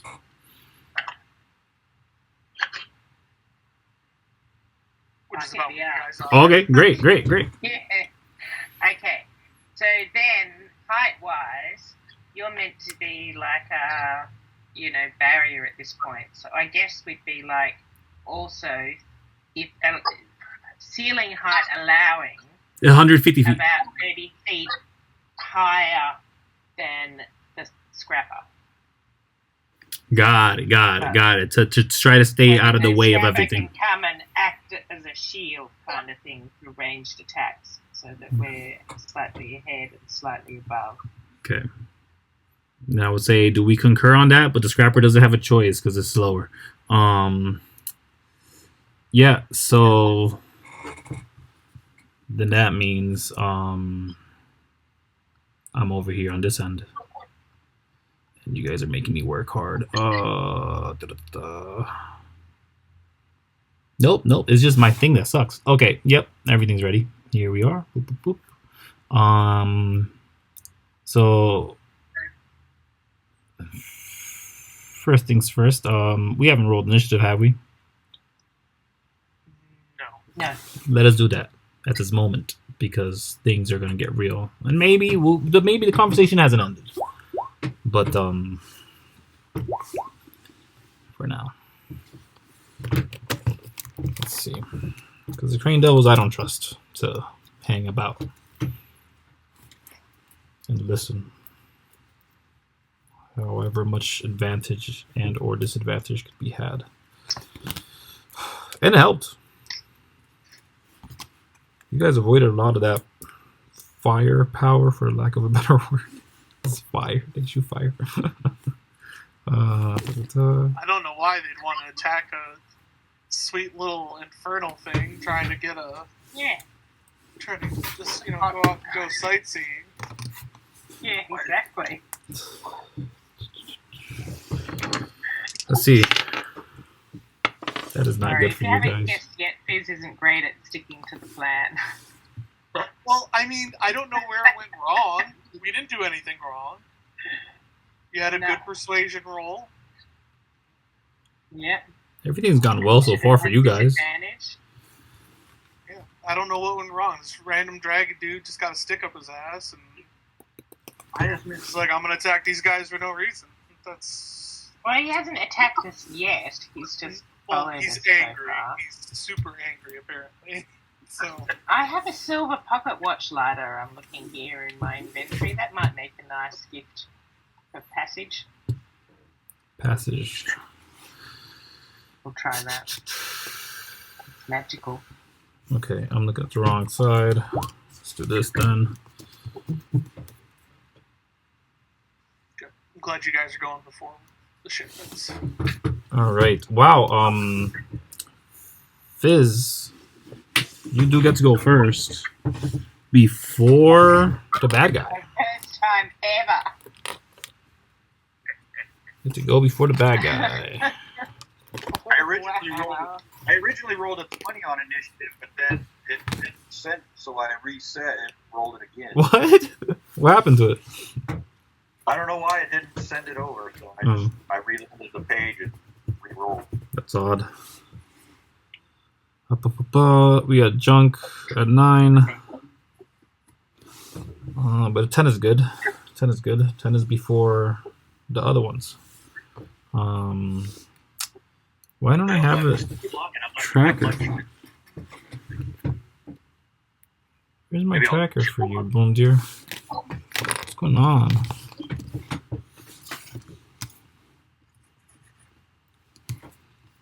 $10. There we go. Done. Oh yeah, so Fizz. Yeah. What do you do? Okay. I pull out the pocket watch lighter, which is, you know. Currently, there's nobody near, like right near next to you. Everybody, you guys have just pulled away from them. Yeah. Oh well. I yell back. Can they still hear me? Like, if they're still within hearing range? No. No. No. Well, then I keep moving and save my action as talking and giving them a gift when they, or offering them a gift, showing them the lighter. Okay. Remember, I've got it in one of my 100 pockets, so it's within easy access. Okay. Did you not want to use your action to move the 150 feet? Oh, you know what I mean. Like, I still move, but I'm saving whatever, talking or whatever I need to do. Like. Oh, right. Got it. Just checking. Saying, like that when they are within, like a trigger. Yeah. So So definitely for sure, move your 150 feet. Because we'll do a step by step for the time being. Can someone move for me? I've just got to go lock my chops in. Let's see. 150 there? Okay. We'd be moving the 150. We'd just be doing the 120 so that we stay within range of the... Bromduhr, not your ship. Oh, wait. Bromduhr is the other ship. Sorry. I thought Fizz was red. 120. So that's there. They go to sleep next to the coop. Come on, go inside the coop. I'm like, I don't know what you want from me, Fizz. But no, that would, yeah. It is their turn. Right, at the end of Fizz's turn. Yes. I'm gonna go ahead and legendary action 60 feet. Sounds good to me. At the end? That it? Mm-hmm. Okay. All right. Legendary action. So then, this guy, he's just gonna start striking at anybody that he can. Oh, so when he comes close, is he close enough to hear me? No, he's not. Oh, okay. Yeah. But he does move. I can't move him. That's nice. How about now? How about now?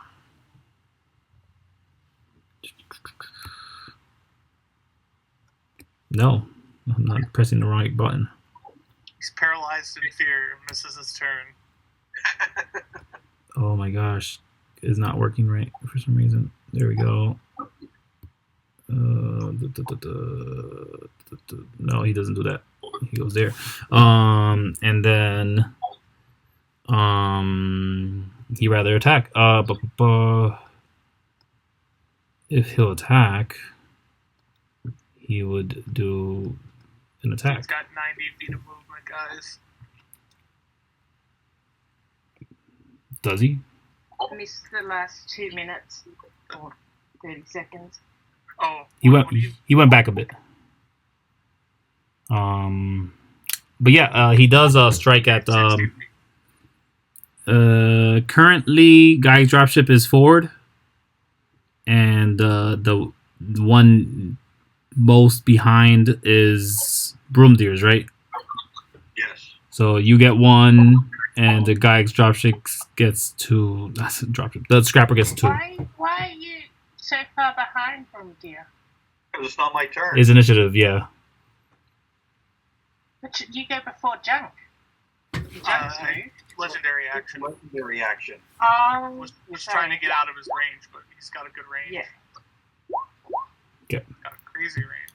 So it's one towards Bromdur's ship and one towards Junk's. I believe they both hit. Yeah. Okay. Both of those would hit me. So you only take 1 point of damage unless your ship doesn't negate force. It should. Yeah. It does. Okay. They're all fixed up. Very nice. That is the end of their turn, and it is Bromdur's turn now. It is my turn. Yes. Okay, now I'm ready.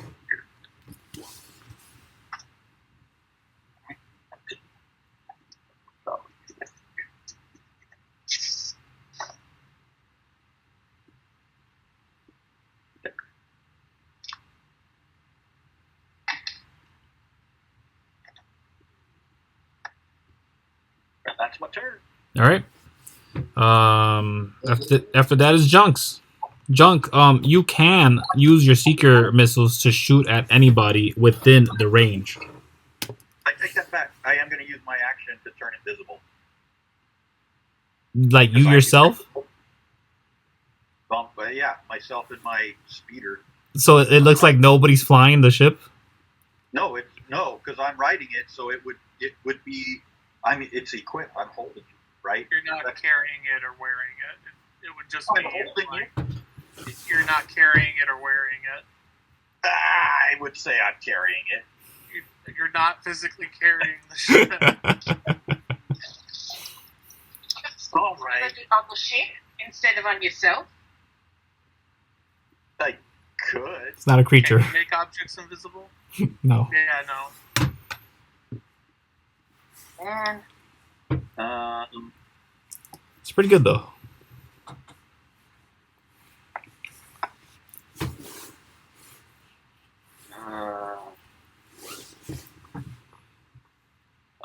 Okay, so my turn. I'm going to go ahead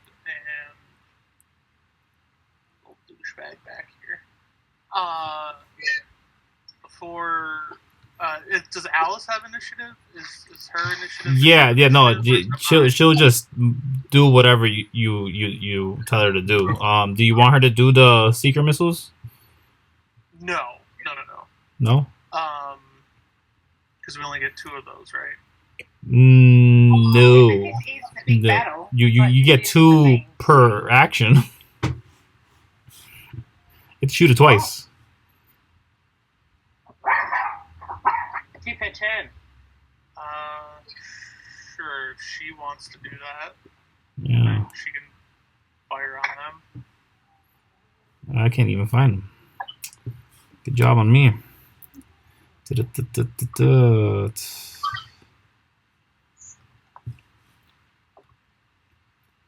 Dang, they really disappeared. Yeah. But let's double check though on the ship itself. What does it say? It's be using an attack, but there's no dash option, so you aren't losing anything if she uses the attacks, right?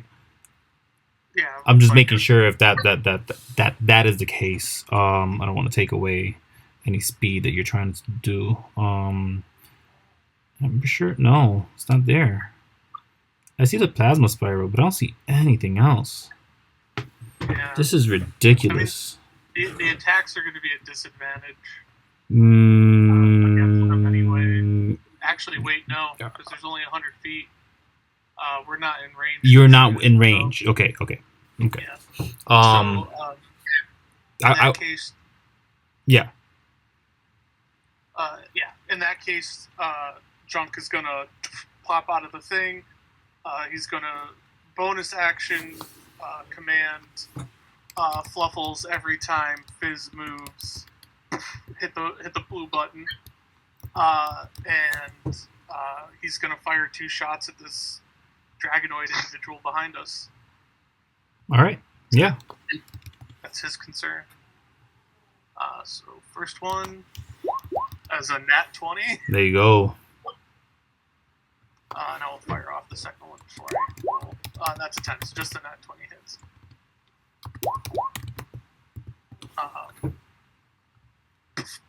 14 lightning damage. Very good. Lightning? Okay. Yep. Is that plus the 10? No, the 10 was my second roll. Where's this guy's? The wrong one. That's why. There he is. Here's my friend.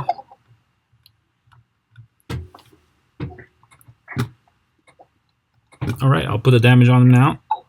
Thank you very much. And then we will take our 60 feet of movement. So did you shoot the cannon as well before you moved? We're not in You range. get 2 shots of that. We're not in range. Oh, what's the range on the cannon? Only the normal range is like 70 feet, and the max range is 100 apparently. You're not in range before you move? Nope.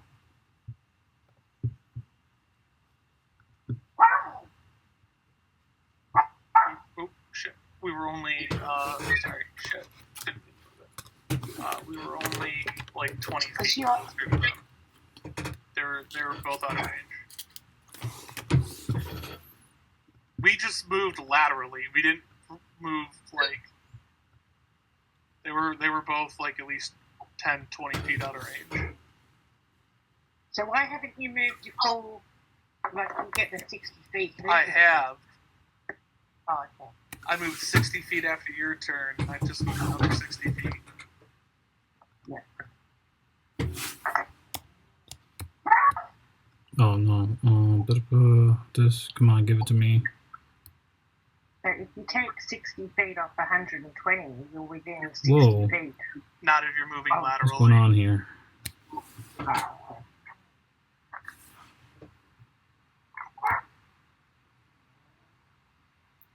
That's too much. What's going on here? Oh, because it's just wide amount of space. Oh, okay, got it. All right.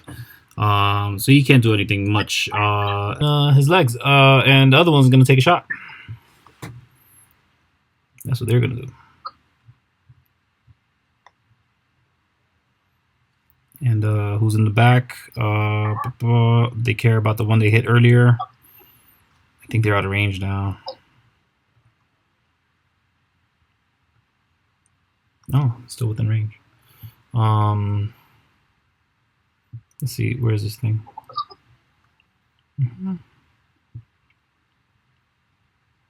So again, it's just one shot to the dropship, the scrapper, which is this one, and then Bromdhur's he's still attacking your ship with this other shot. Yeah. But they do move up. Oh gosh, did I move them already? I don't think I did. Nope, they're still in the same spot. Wait. Oh yeah, right, because I'm talking about the wrong one. Boom. So I took his turn early. It is Fizz's turn.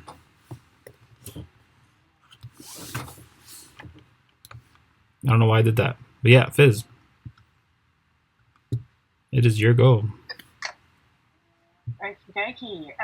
So I am going to cast Thaumaturgy to make my voice loud. The range is 30 feet. It's 3 times as loud as normal. Yeah, but it only reaches about 30 feet within that.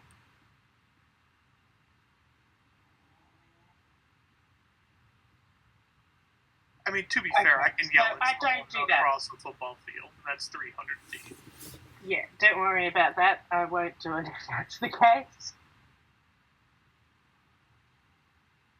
I will just shoot and move. Sure. Who would you want to shoot? The one who's shooting back? The only one that's attacking you guys, or any one of the ones that were following you? The one that's shot at us so far. Yeah.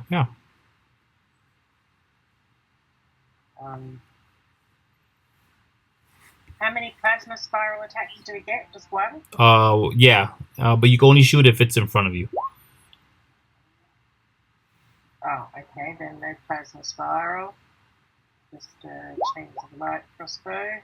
Yeah, I believe that hits. Let me double check.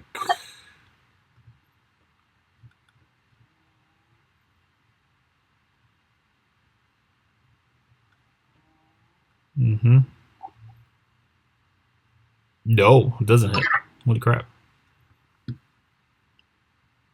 Okay. So then I just move 120 feet. Yep.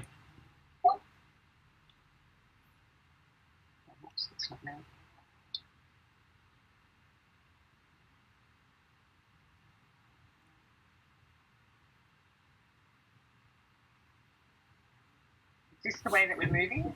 Across? Yeah, that's the only way to go. Just across.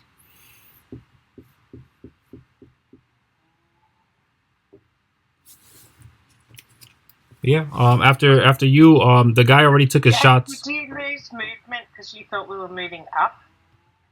No, if you've moved up at all, you shouldn't have lost your movement. So do move forward to the right. That means to the east.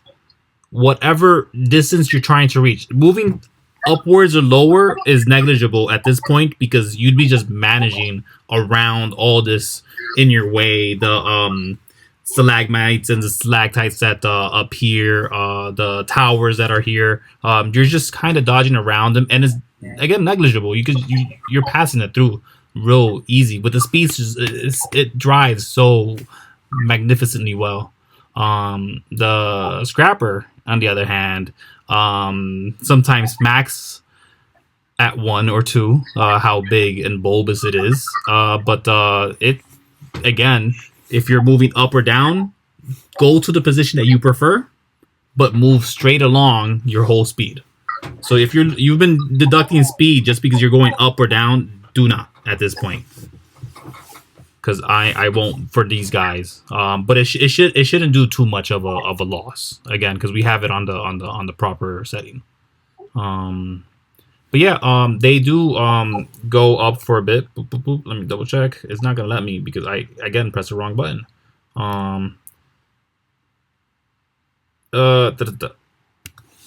There we go. And then they already used their shots, so I'm not gonna shoot again for them. But I just want to see, will you guys be able to get hit again? Maybe. That is the end of their turn. It is Bromdur's turn. All right, I am going to.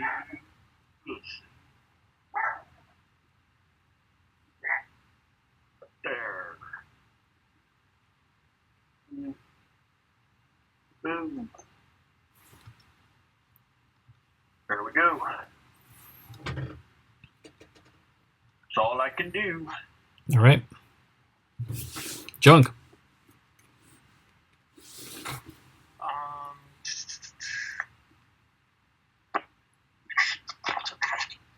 They're in range, but they haven't. Those things haven't attacked us yet. They're out of range. You can tell they have attempted. Yeah, so they're not able to. So instead of fucking around with them, Junk's gonna go ahead and 2 shots at disadvantage at the guy that's tailing them, the one that's been shooting us. Okay. It'd be this one over here, the little one. Okay, tiny one. 2 shots at disadvantage. 18 is the lowest on the second one. It's a miss. 18 misses? Yeah. Good to know. So after that, it is the minions' turns, but again, they don't have the speed to catch up. This one can barely keep up to you guys. He's just gonna bloop, move him there. I know that moved him way farther than he should be moving. That's there. You go back. It's not his turn. It is Fizz's.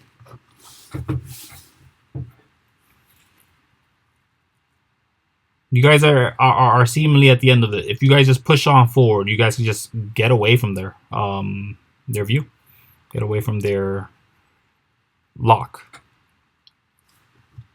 Yeah. Sorry, I was on mute, chatting away. It seems like we're losing them. We just need to keep going. I still take a shot because it does nothing to my movement. Pling! It just bounces off. That guy, yeah. Yeah. Oh, wait, which one? And then the big fat dude. The big one. You want to shoot at one of the ones that hasn't hit us yet? He's not attacking you. Oh, it doesn't matter. I miss. I don't know. You tell me. Oh, well, he's not attacking us, but you said they looked like they intended to attack us. Yeah, for sure. So you want to aim for him? All right, let me check his stats right quick. Yeah, at least that way I'm not at I'm still at disadvantage. So unless he's what's the roll then? Huge. I don't know. Is he huge? Isn't that making it easier? No, he's not huge. Not huge at all. He's barely large. Barely large. Where's his stats? Is it on this side? I don't know what I do nowadays. Wow, I cannot wait to get home where I have all my information, all my stuff, guys, and I'll be 100% ready to do good games for you. But yeah, I believe a 13 does. Wait, was it disadvantage?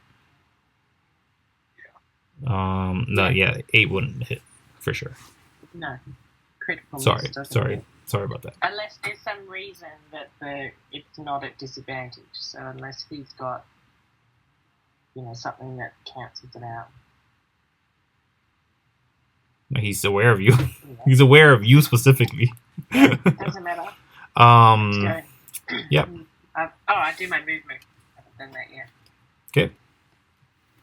But yeah, you can move on to whoever's next. All right. Which is this guy here. He'll move real quick. But can he do anything? Go for it. Oh my gosh, I can't move him every time. 16? Ooh, every time. Yeah, the small squares are big spaces. They are huge, apparently. I don't do this. That's why I do the ruler. Instead of the squares. The squares often don't. Where's Bromdur's ship? Is this Bromdur's ship? That's me. I'm green. Yeah. Oh no, you guys are in trouble. Yeah, he's gonna go for you guys. You guys, it's just you guys. Back there, continuously being pelted. So if you were 30 feet behind, you should now be 30 feet in front. You moved 60. I moved 60. Like there. No, I moved 60. Yeah, he moved up with the legendary action. I moved 60.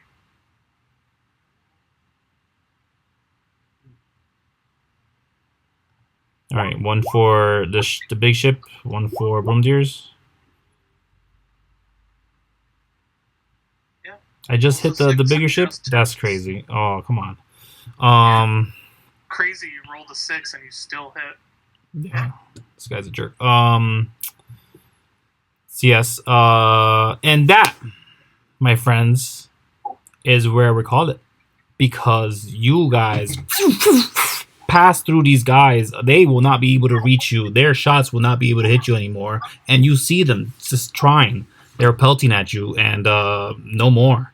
Due to your quick or very slick maneuvering of the Crane Devils, tricking them enough, just enough time to keep them from attacking you. Yeah, you guys are free and clear to push on past. Yeah, we definitely do so. Yep. We stop to torment them some more. And fly on. Do you guys set up a kill box or something? I don't know. It could be done. Maybe you have one following you that is before anybody else, and you guys knock him out. I don't know. Get like 600 feet away and then turn around and just gun them down. No, we're going. We have Boom. Got it. Just pushing past. With all of our hits so far missing, yeah, we'll just keep going. Okay. Wasn't it 18 missed? And yeah, 18 missed and a plus 12 to attack. Yeah, and he was pretty massive. If anything, he was the bigger one out of all of them, even kind of bigger than the Wyvern. While the Wyvern had massive wings, it wasn't as built as this thing. But yeah, it you guys have evaded it. And I'll take you guys here because the next nearest location where anything sort of slightly happens, it's pretty soon. As you guys are pushing past and you guys get through this volcanic eruptions and magma flow combined with water, just a beautiful whirlpool of it in a degree. They do you well, you don't have much of a chance to, because as you guys are just speeding past this, you notice that you aren't alone in the sky, and real quick, real soon, just about over here. And when I say just about over here, I mean just right here, this area that I'm showing on the map. Now on the lower side of this map,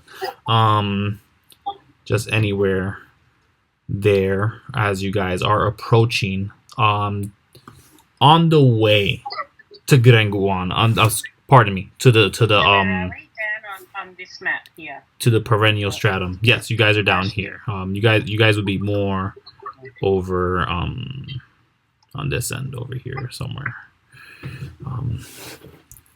But this is where you see the this drone or a probe like satellite reminiscent entity. Is clearly technology of some sort, but it's flying around and it notices you guys. It seems to be flying. Had it been flying towards the crane devils in a slow manner, and once it noticed you guys, it turned around to fly away. Did you guys follow it? Do you guys ignore it? Do you go away from it? We're going in the direction we're trying to go. We're not distracted by Sure. whatever. So yeah. To pass the field of sunset and the perennial stratum, it is the way that this drone is going. So this is the drone here that we're looking at, or is it the big one on the other side in the other picture? No. The picture on the left or on the right? No. The drone isn't even on this thing. And as soon as you guys see the drone go away and you go towards the field of sunset, towards the perennial stratum, the visage of this area, of this massive city, this vehicle, from what you can tell, that seems to be lashed onto the ground just near the campsite of the crane devils here. It's in relative distance. And then you guys notice several ships flying towards you. In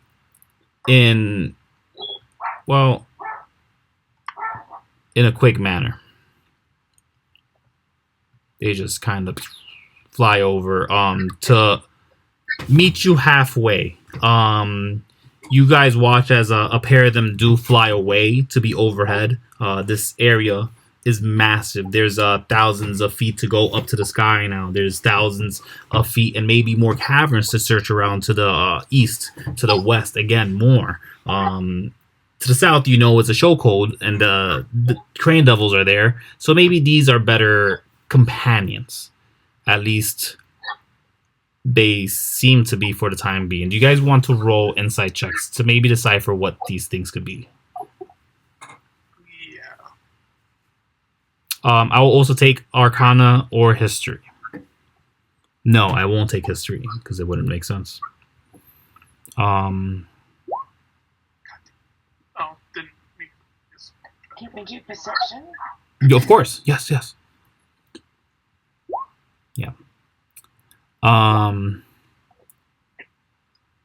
So it becomes clear pretty quickly. Cause I'll give you guys I'll give Junk the 19 from the 13 and 10 that you guys got. But yeah, it's pretty clear.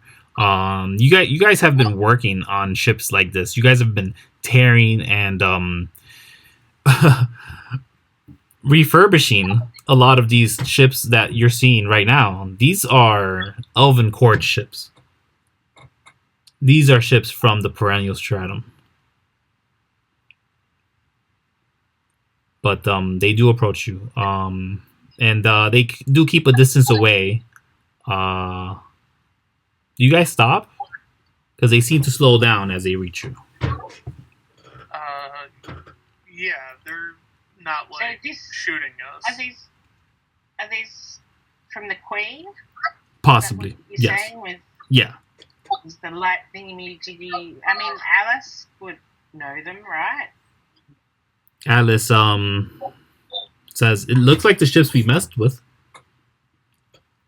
Oh, but didn't she come from the Queen on a mission? And isn't she on her, aren't we taking her back to the Queen? No, she was called. She was called by from the Queen. The Queen asked her to take this venture for her, for a favor. She's mentioned this. So wouldn't she know what the Queen's ships and stuff look like? She's never been here. Oh, okay. She's only the best guide because she's the best flyer in this whole area. That's it. Okay. And when I say best, I mean only. Yeah. Yeah. I reckon we'll stop and chat. There's a chance that they could be the Queen's people. Yeah. Do you guys want to check and see if there's any followers or anything behind you? Any spies that may have crept along. How long has it been since Seconds. we're in the city? Seconds. So I would still have advantage on all sorts of, chatting and charm and persuasion and stuff, right? Yeah, how long does it last? 10 minutes how at long least? does my advantage last?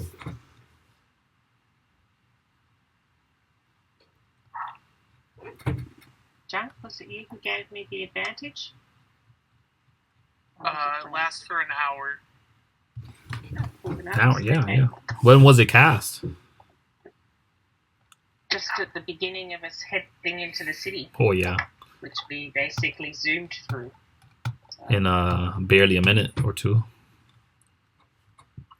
Yeah. Okay. I'll say hello. You guys meet halfway, and you guys could move up, but again, it's negligible because we're kind of just going off the cuff here. I didn't think you guys were gonna get this far, but yeah, as you guys do reach up to them, one of them does fly up in front, and a bit of the glass visor kind of just rises. This cockpit of a sort. It does lift itself, but only up halfway. And you see this individual who is completely covered, from what you can tell, in this very dark blue skin tight suit with some kind of visor over that skin tight suit as well. And they point to you. They give you a signal that says, "Go that way," and they point to you to the massive structure here. This building. It's a huge building that has more buildings on top of it, which is weird, but it seems reminiscent to aircraft carrier to a degree, and yeah, it's they point you to there, and you guys go. I'm assuming because your token's moved. Yeah. I moved us all. Yeah. Are we happy to go, guys? Yeah. I mean, so they're not trying to talk to us anymore? Well, they haven't talked to you yet. They just pointed you to go. And then as you guys go, they follow with you. The one who pointed does lead on, and when they lead on, the other ones that were in the air, that was just above you guys, they start shooting down as well. Not shooting at you, just shooting down in elevation to also be at that level, and to go to the city as well. In reaching the city, you guys realize real quick that this is some sort of base, and as there are many crafts and many vehicles, you guys also notice many structures that seem to float along and around as if little islands that could be perched on or next to, sometimes even near or far from this larger ship. But there aren't many. In fact, you specifically see that there's only a bit of a military presence here. When the guy pointed at you to go this way got near here, he landed real quickly. He got out of his ship, and then he started waving you down to land right next to his ship. So it seems that he wants to talk to you. Okay. I land. You guys can maybe stay in the air or what have you. Or you can land. Up to you guys. I am going to land because I do not like flying. Okay. So if you're landing, I'm Big ship in the air. Okay. I get out and I say a friendly hello. You say hello? Yeah. Oh, but first I perceive. What does he look like? Is he a robot or something? Well, Or you is can't he see what human? they look like because they're wearing a skin tight suit, all black or nearly black, and you said hello to From the them. way that they move, are they an automaton or are they No, human? Like that's no, more they than just seem the like a clothes. regular person, regular Okay, humanoid. cool. Yeah, Yeah. you say hello to them, right? Oh, hang on. Oh, I forgot about the curse. Oh, for fuck's sake. Do we have to worry about that still, or are we not worrying about it because it got really annoying? Well, DM. it becomes clear to you that you might have to worry about it as they grip to their head. No, I'm asking before I say, because we haven't mentioned it for like 4 sessions and I've forgotten it. Okay, But I will we let do this have slide. books and everything. I mean, they rolled for it already. But yeah, like you even had a whinge about it last time we spoke about it. It hasn't been mentioned since then. I mean, it wasn't imperative then because there wasn't anybody to curse there. But Okay, so knowing that we're now getting close, etc., etc., can I wind that back? for sure. Okay, cool. Yeah. I try Thieves' Cant. Yeah. What do you say in Thieves' Cant? Well, first I'm like, hello, see if they understand it. Let me see if they do. My name is Fizz. Nice to meet you. They look at you in confusion and they start speaking to you. It sounds like yeah, you've heard Kuiko probably speak Elvish before and in port as well. But yeah, they start speaking Elvish with you. They seem to be questioning you about something. Is Kuiko here? Kuiko is not here. Do I have one of his books, or does he have the books? I would say they would have been in the bag of holding. Oh, I think he would have had them if that was the case, because they're not actually in my inventory. Oh, then if it would have been in Kuiko's pack, then that's that. Hang on, let me have a look. All of them? Well, yeah, I probably would have had the gnome one, I'm guessing. Yeah, probably. Gnomish, and the infernal one. There wasn't an infernal one. There wasn't one? No. Yeah, I would have had the gnome one, but there'd be no point me having any other one. Yeah. We don't have a common one, do we? No. Yeah, oh, man. I've got charisma roll. I'm going to mime. I am cursed. We're from the above world, key, lock, mouth, kind of thing. Sure. It's a disadvantage, but you can't have disadvantage on it, so it's a straight roll. Yeah. What would that be? I want performance, yeah. Okay. Oh, damn. Okay. Do either of you guys speak Elvish? That depends. I do not. Is it straight Elvish? Yeah, it sounds like Elvish. Do you know any other language that's similar to Elvish? Because of the curse, Sylvan is kind of like a dialect. Mm-hmm. So if you knew that, Junk begins speaking in Sylvan. Are you already cursed or not cursed? We've been communicating with you telepathically, haven't we? Yeah, and you guys would have informed each other not to say anything out loud. All telepathic. Okay. So, yeah, go for it. I can't say shit because I'm cursed.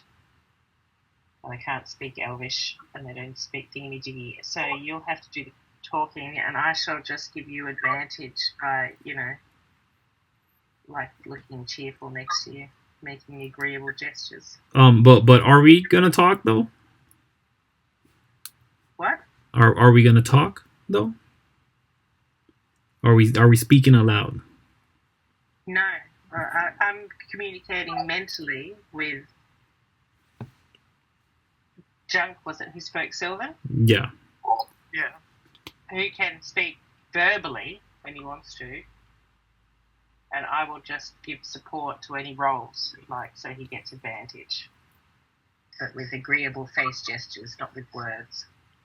I'm just looking cute. So, Junk, do you speak verbally to them in Sylvan? I mean, yeah, Junk can talk. But are we gonna speak to them though?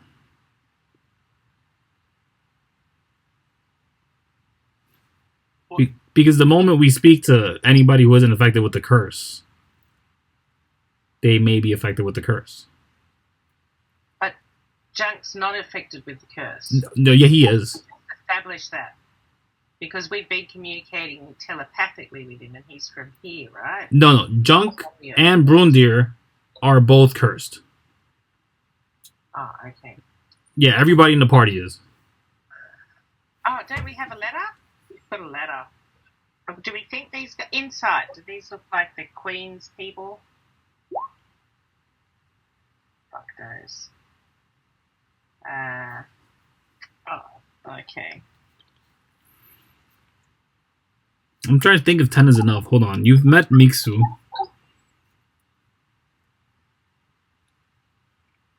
I've met the princess as well. And you met her daughter. A grown-up daughter. You met Hyenda, which is basically the second hand. Yeah. And Bromdhur's here. Bromduhr, you've seen this. Maybe they've gotten an upgrade. But yeah. Yeah, this seems like they might be part of the Queen's peoples, yeah. So is the letter cursed, or is the letter special and not cursed? From what you know, reading from the cursed script also curses you, yes.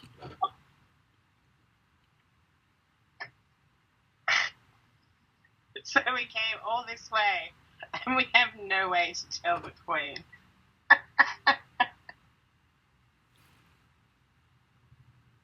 Ideas, anyone? I'm stumped.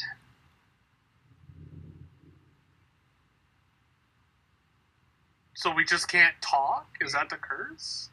Like, Oh, try mental communication. Does that work?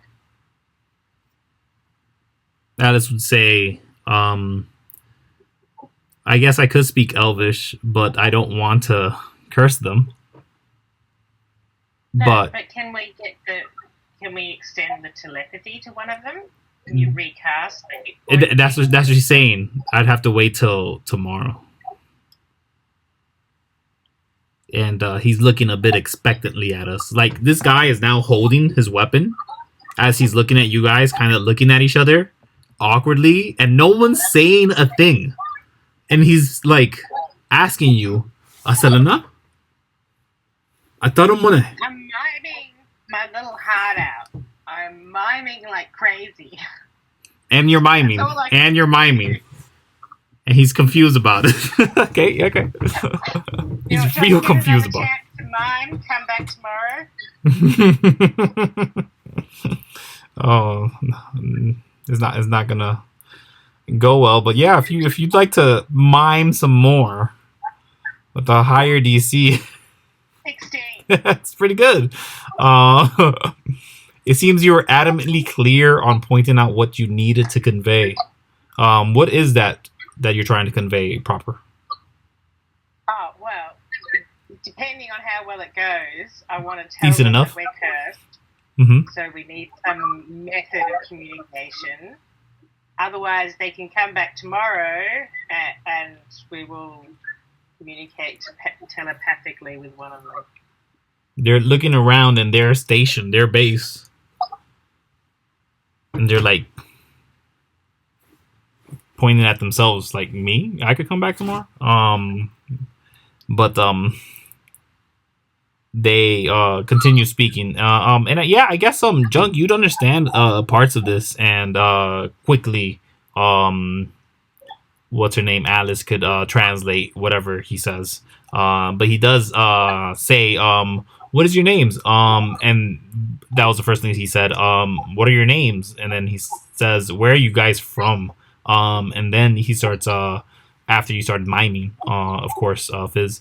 And then once it started becoming clear what you meant by it, he says, not sure what you mean by all this exactly, but if you mean no harm, do please come on in. You'll just have to talk to the quartermaster. And he points towards where you see a lot more soldiers just around, and those ships that were behind you guys, the two trailing, have landed, and they're they have a good of a distance away from you, but you can tell that those people themselves, they have firearms of some sort. They're just about 100 feet away. The other ships that were closely with this fella, they have not landed, but they're the front of their ships are definitely pointed at you guys. From what you can tell, it seems to be a precaution for the time being. But he's pointing to inside for you guys to go to speak to another person, apparently. Which we can't do. Mm. So let's make repairs to our ships. Wait till the next morning. Go see the quartermaster. Cast the spell. And move up the chain from there. Okay. So do you guys not go where he's pointing? Well, if we go there, we can't say anything, right? Yeah, but he's holding his hand out, like waiting for you guys to go. Like he's not moving, and he still has a hand on his hip. Okay, then let's go. Yeah. Unless you guys don't want to, I don't mind. Yeah, let's do it. Okay, we go see the quartermaster. Yeah. It's a bit of a walk. He keeps quiet, realizing that you guys aren't going to speak to him. But and they do eventually remove their skin tight face mask that reveals it's a elven folk, very light skinned, but they have specks of silver coming down their just by their cheeks. They look like if a person was crying, but in a more sparkly perpendicular line kind of way. So not at all like that, but they eventually do reach a door that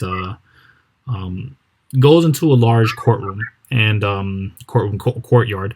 And in this courtyard, there are several metallic pieces that are very reminiscent to the ships that you guys have been scavenging to put on top of these new ones. And as they seem to be directing some stuff, they're mentioning some specific notes that Alice does translate to you. He says to get the ships in circulation, we don't have time anymore. Who interrupted our our scout? And as that is said, he turns around and he gives you guys a big smile. There the fuckers are, is what Alice translates that he says as he says a word to you guys.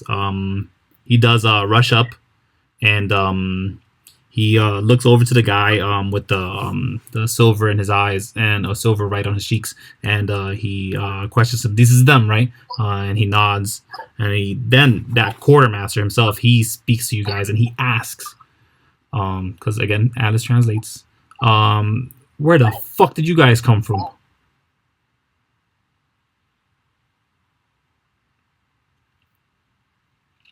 We can't communicate. He's looking at you.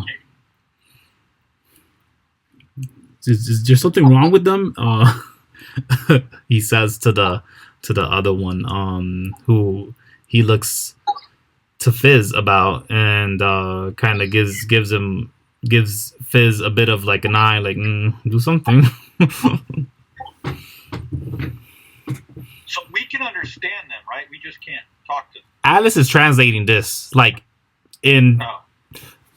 telepathic communication real quick. She's like, "Oh, he's pissed. He said, who the fuck are we? What do we say?"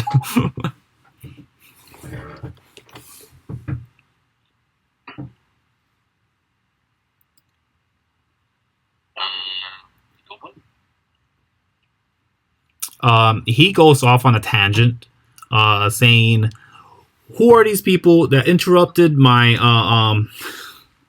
my scouting mission, trying to take back Granguana, blocking my only chance to have this warship right here in this very specific spot. We now have to move away before the Crane Devils reach us. If Irokrot gets near us, we're screwed." And at this point, you guys do notice that there's a bit of a movement in the ground, like a shake, like a shifting. And then you guys start angling a bit to the side. Yeah, but it corrects itself. Mm-hmm. Is Alice cursed? Alice is cursed, yes. Oh, bummer. Yeah. I was thinking maybe she could be a spokesperson. What happened to what's his face that we rescued from the tower? Imandoli is with you guys. He's cursed too. Yeah, right? he is. He is. From above ground. Yeah, I totally forgot about him. And I have his paper right here in front of me. Yeah. I hope he fully healed or whatever. Now we've had a couple of rests since we. Yeah, you guys had a long rest. Would you guys have clothed him? He was butt naked, basically. Yeah. Yeah, nice. And he would have asked for a slashing weapon of some sort. Would you guys have provided that? Yeah. Yeah. Okay. What would you guys have given him? The scimitar or something? What have we got? I know. Kuiko had a scimitar. Okay. Yep. Yep. Then he'll grab that. You see him with guns though. Fizz specifically. He never had guns before, but he tells you when he does wake up eventually, or is lucid enough. I mean, he does tell you it's because when I was struck with that cold gun that hit me, I kind of realized these things were very powerful and wanted to try them out myself. And to my disbelief, I caught a grip of them. If you ever need some help learning how to use these things, they're pretty interesting to play with. And he kind of flips it around. It's I think it's a 5-shot revolver that he has that he grabbed from the table before anything. Yeah. Yeah, for sure. I'll take some training from him. Yep. Whenever. Not that you need him anymore. You have junk. He doesn't know that though. But yeah. You know. He is there. Okay. So the point of that all that communication was before that our ship is now in the way of them moving their station. Is that the go? No. As Alice translates. From the... As Alice translates and you guys feel, the ship starts moving. And they're specifically saying how the scouting mission was ruined. And we cannot take Granguana now. But they are moving on, apparently, it seems. The ships are there, so they are coming with you. So the ships are coming with us. Yeah, they're landed on there, yeah. We jump off and grab the ships. Yeah. And no one got near them. Everybody stayed away from them. They're your personal ships. They're not going to touch things that could be booby trapped for all they know. They've lived in the underworld long enough not to touch your stuff.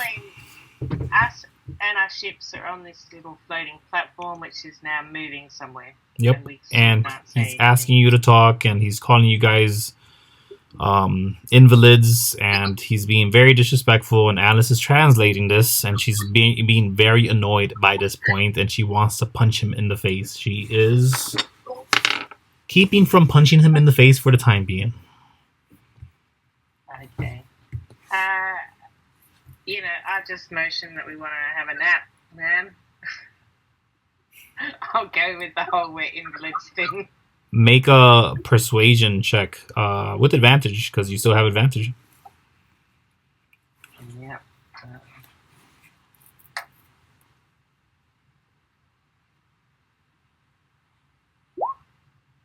16. He does tell the gentleman that brought you over, get them a room in the Briggs. Is that what it's called? Yeah. Does that mean jail somewhere? Basically. Yeah. That's what he's talking about. The guy, he steps forward to him and he's refuting the response, the command. Once the quartermaster turns around. Just walking back towards our ship to sleep. We can all sleep on the big one. Yeah, it's a 5-person vehicle for sure. Yeah. But he does sort of just jump in, and Alice would say, "Wait, they're gonna give us a room." Okay. And Communicate with Alice. Well, they're just gonna put us in Brig means prison. Yeah. We're not staying in prison. no, he's giving us a room now.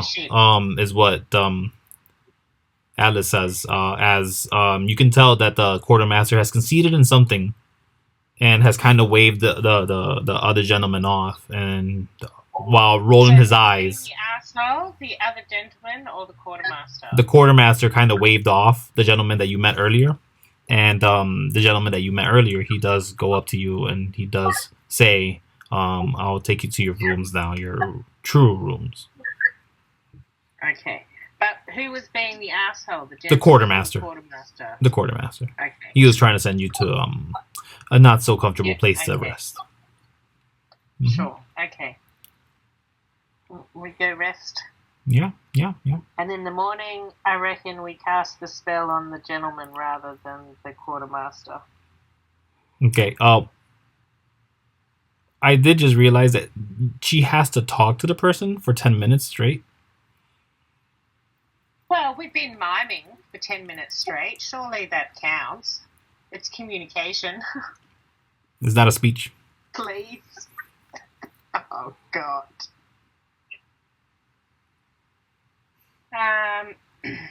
So we've still got a map. We know which way to go to get to the Queen. Yeah. We need Kuiko. We try telepathically communicating with Kuiko before we go to bed. Sure. Where the fuck are you? She says, "I'm halfway to the castle hole." Halfway to Grindelwald or whatever. Oh, no, she says the castle hold, specifically. The perennial stratum castle hold. Hold. Yeah, she's in front of you guys. What? She's in front of you guys. Oh, okay. We So get up they in went the through morning. Guana. No, they must have taken another route. Okay. So we What get up in the route? morning, ignore this place and leave. The magical DM hand-waving route. Yep. But, yeah, what do you guys Is do? there any kind of obvious magical person around? Make No, a door shop with like stars and fucking pointy hats in the window. that obvious? No. Well, here we are. My perception is 20, so it can be very subtle stars and pointy hats in the window. Yeah, no, it'll be something else for sure though. Because you can find while this place is pretty massive and has many layers. And those layers include many stairs, platforms that sometimes you have to jump over, and it may just be easier to get on your ship and try. And when you do this, when you realize, hey, sometimes wizards or magic people do hang around by towers. And you do find a tower that's sort of secluded, and you are required to get on your ship to get on to this tower. Once you do that, once you're able to get there, well, you're met with a couple of people, more specifically a whole school of people training in many crafts, not just magic. But it is clear that magic is also involved here. You find a school. Okay. You find Okay, mini I find Hogwarts. Mini Hogwarts. Yeah. I look for, I don't know. I just look for someone who looks like they'd understand miming and sell us some kind of telepathy something. So someone who looks, enough in charge. A teacher or a receptionist or someone. Okay, yeah. So it would be a receptionist that you do find first, and then they begin to question you. I plumped down a lot of money and indicate that I can't speak and I need something that'll give me mental powers. She takes or off. maybe crazy, depending on what my performance is. She takes off her glasses and looks at the. How much do you put down? I put down my bag of money, so it's jingly. I've got 690 gold pieces in it. She takes off her glasses, and she says in common, "Wow. What do you need?" As she's. I mime, but I can't speak, Mm-hmm. and that I need someone that can, help me communicate telepathically. So you want another Performance, please. Yeah. This is a new person. I'll give you advantage. You just showed money to this person, and I'm sure they want some. There we go. She understands exactly. But she's already maybe telepathic. That was a critical success. So she does sort of touch the bag to feel just the top of it. And she gives you a nod. She goes to. Now I want to say it's a bit of a roster, just there on a board.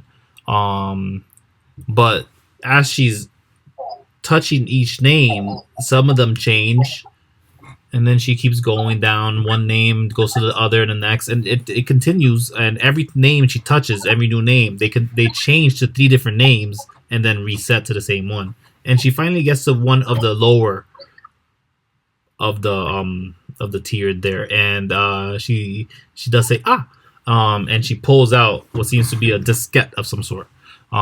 She hands it to you, and she's handing you a scroll. But give me a second.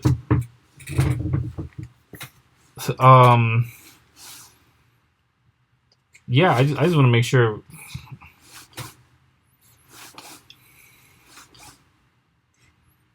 Could this even happen?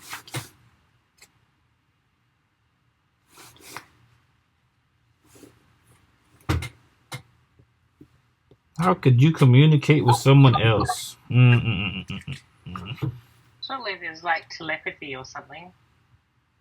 It's ways like, sure, I can't remember anything exactly. I've never played magic users. Yeah. It's literally telepathy.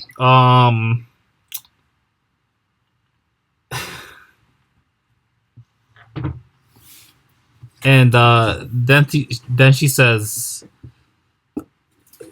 "It's 2,000 gold."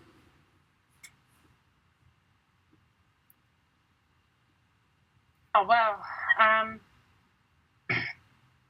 let's see about doing some mime bargaining. So mine what? Mime bargaining. Oh, that's not gonna go well. Like, after that 21, I don't see it. Let's see it. Persuasion, Yeah, please. I'm just looking to see what else I've got. Yeah. Just my persuasion. Oh, pathetic. Okay. I'm just seeing if I still have anything of value. I've got a glowing green rock. Do I need to keep that, DM? Yeah, I say hold on to it.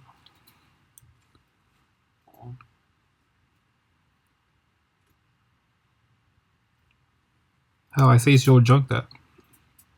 I've got a bag of jewels worth 500 gold pieces. Yeah, So, yeah. You're nearly halfway there that then. brings us up to a little bit over 1,000. Mm-hmm.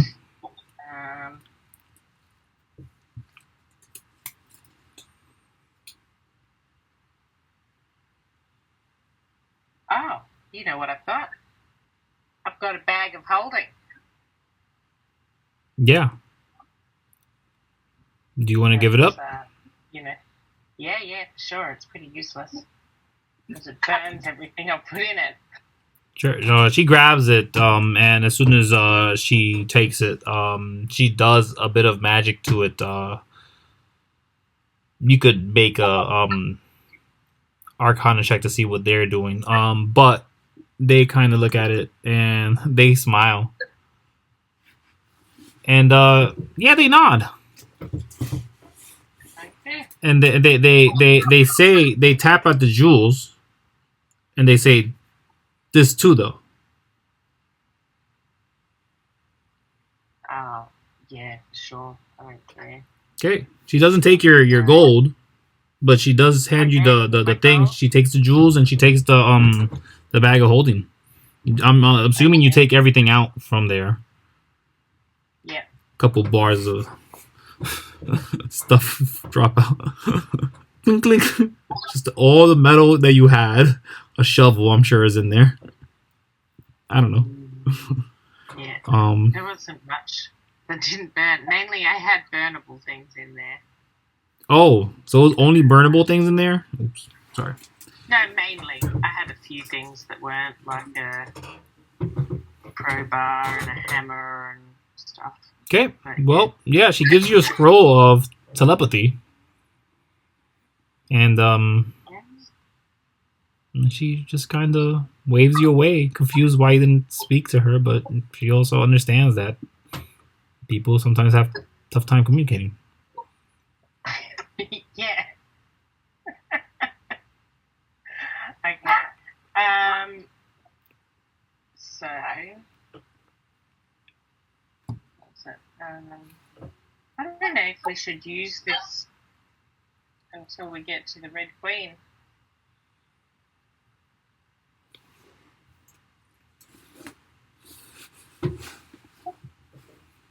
Okay. Just trying to look up all the telepathy.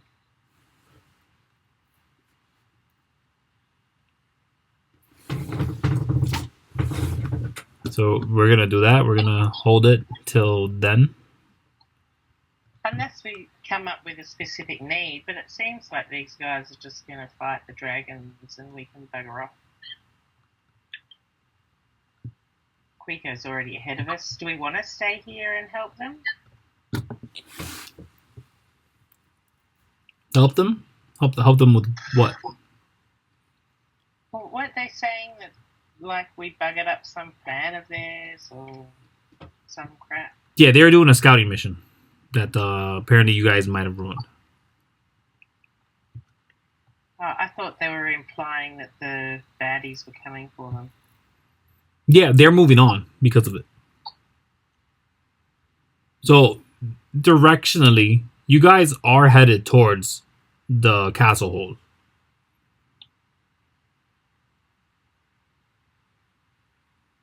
It's just, do you guys try to avoid the quartermaster? Yeah, I reckon we just avoid the quartermaster and get out of there. Yeah, okay. I don't even know that we need a rest, do we? We had a rest. Yeah, I think we're good on that. You'll have several days of rest if you guys stay on here. The ship does not seem to be moving at a fast pace. It is not in a rush. Yeah, no, I don't reckon we stay on here being mute and awkward. I reckon we get off and fly ahead and save the scroll. Yeah, I'm good with that. When we get to meet the Queen, because it costs like a lot.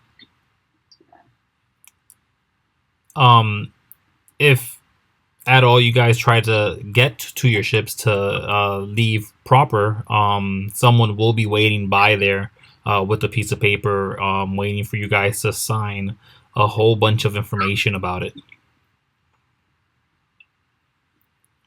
But if they read our signature, they're going to get infected. I'm really sorry about my dog's bars. I don't know if you can hear them. No, yeah, I don't hear them. Background. Not really. Oh, that's great. Okay. Sorry, what were they? They've got a stack of papers that say what? Yeah, it's just a paper, but in that one paper there are a ton of questions in very small print. It is in Elvish, but they also brought about 4 different types of language, different types of papers. If you just look at the little clipboard past it, you can see that there's a common one, there's even an abyssal one, and a draconic one. But yeah, they do show you for every single ship there's literally one guy waiting, and that one guy is accompanied with a guy with like a firearm, like a large rifle in his hand. He just nonchalantly looks around. Okay, we can read the questions and we can nod yes or no, right? Or can we make marks? What's the extent of the curse thing? Yeah. You know that if you write down language, it'll most likely transfer the curse. You know that marks, just like thieves can't, could be avoided. Okay, let's draw pictures. It's Pictionary time. I'm so upset by this, but yeah. Okay, so I read what's the first question? First question, what is your name? I draw a bottle of fizzy soda. Okay. For me. I draw a pile of junk for junk, and I drive a car with a huge muffler for Brom. Okay. And a puff of smoke coming out the end. It's perfect likeness. The next question says, what is the name of your ship or vessel? Something of the like. That's what it says. Is it really that important? That's what it says. We just got junk. I draw another pile of bigger junk. What do we call it? Scraps, right? Scrap, yeah. It's bigger junk. He's bigger junk. More useful looking junk. So yeah, wow, that's massive. Be tiny.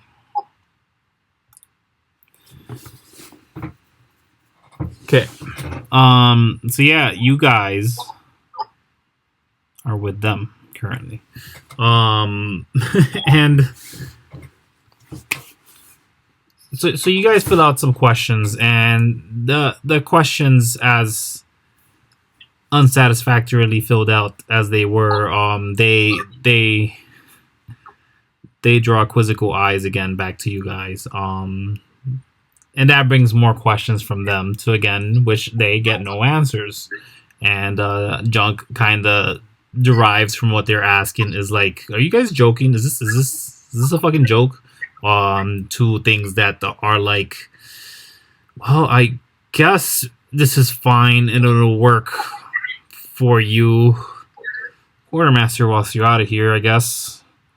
But we do need to file this. Yeah. And then you see them kind of just scribble some stuff, date it, and they kind of just give you a thumbs up and walk away. Easy peasy. Yeah. Okay. Yeah. Now, I don't remember if I got a perception check for, like, to see if you guys had a tail. Did you guys want to check for that, or do you guys not really care? Oh, yeah. Do a perception check. Yeah, we can attempt that. Okay.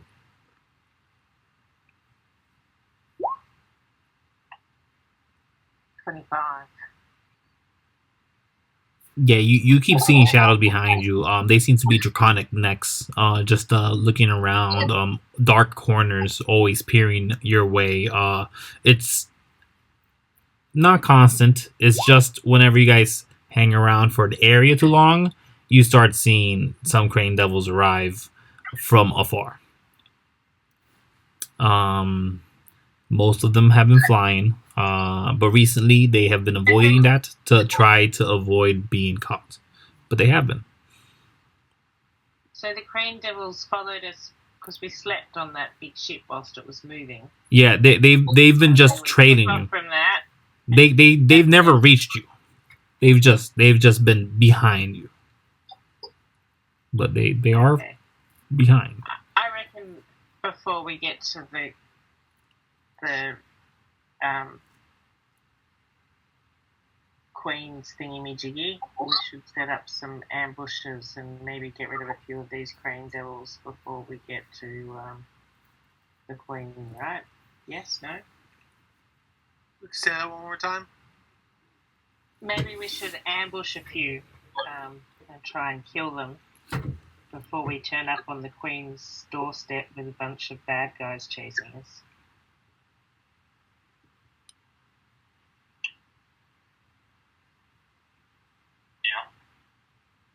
Is it crane devils or the wyvern or that other freaky thing that could shoot us from far away? What was the... So far, it's been just train devils or wyverns themselves. You can't tell from as far as they've been if it's the bigger wyvern itself or... And definitely doesn't look like it is the other one, the metallic one. Or armored one. But yeah. Let's keep a good place, eye out for an ambush place, maybe. Currently, from based off what the map is detailing, you can derive that if you moved at a pace, you could avoid them 100%. If you serpentined, you could lose them, but you'd be adding time to your trek. And if we look for multiple good places to maybe ambush them, take out a few, and then move, find a new spot, take out a few, move. Yeah, you would probably be able to do that. If it wasn't for that one factor that you guys are actually faster than this big ship. It might just be that once you move on past this ship, they won't go past it.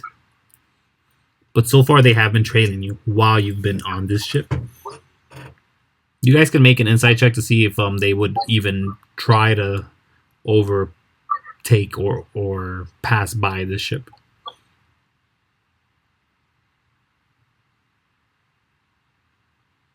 But the weaponry sort of gives you some information that, yeah, maybe it could hold off on the fight. But that insight, you don't know. They're probably smart enough to go around. They might just attack this place instead. They might attack while we're here. Well, I thought they were following us. I'm super confused. You've made it very unclear what's going on. Yeah. So there's a bunch of the dragon, the wyvern. I wouldn't even say a bunch. Are they following us, or are they following the big moving building ship?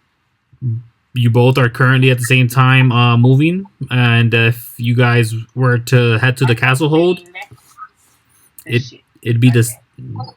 Yeah, but it just looks like they're either focused on you or the ship. It's not clear. Okay, so we leave the ship. Yeah. And zoom ahead. Okay. Yeah. Go for it. Did you guys want to just push straight? Ignore the crane devils? Yeah, so hope that this ship takes it away? Mm-hmm. Once we get to here, or whatever, are the crane devils interested in us or in the big ship? Yeah, make perception checks. And this is just hours after traveling past the bigger ship, this massive warship, as they said. And yeah, it doesn't seem that the Crane Devils are behind you anymore. At least if they are, they're hiding really well or know their way around to keep out of your sights. But it seems that the slower, bigger ship has kept them at bay.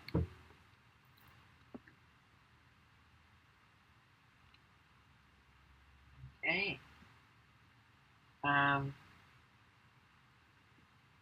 So you guys want to just go straight? 7 more hours? Go for it. Okay. And I think you guys got to the perennial stratum, but just for posterity's sake, let's roll a D100. Don't roll under a 60. Am I rolling? Yeah, feel the pressure, Brum. I know, right? Okay. Oh! Oh! It had to end your streak sometime tonight. Sometime ahead of Somebody roll a D6 for me.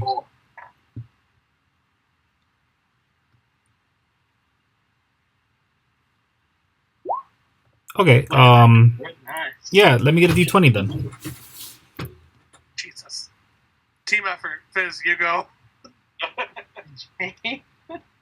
This is for the encounter, but it's on the positive note. Ooh. Another 6. No. I was rolling the D6. Yeah, I was rolling the D20. Unfortunately, tonight my rolls have been either very up or very down. Love to see it. Love to see it. Love the Okay. Wow. I didn't think this would ever happen. Yes.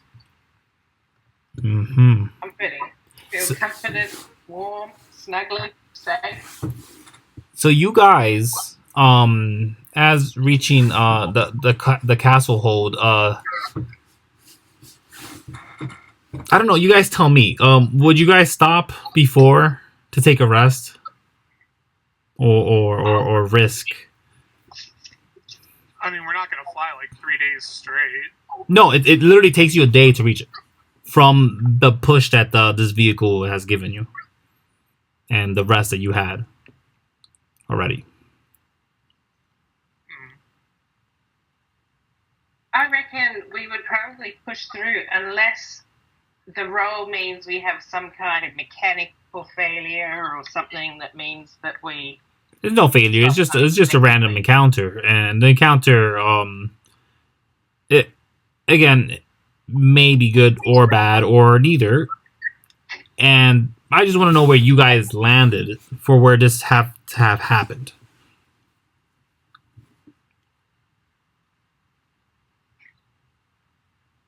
So do you guys make it to the Stratum Castle hold, knock at the door, go inside? Do you guys camp outside, come in fresh in the morning?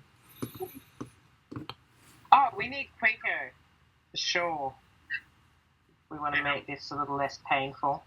Yeah. I reckon So you guys maybe step outside. Sending out telepathic messages and arrange to meet Kuiko outside.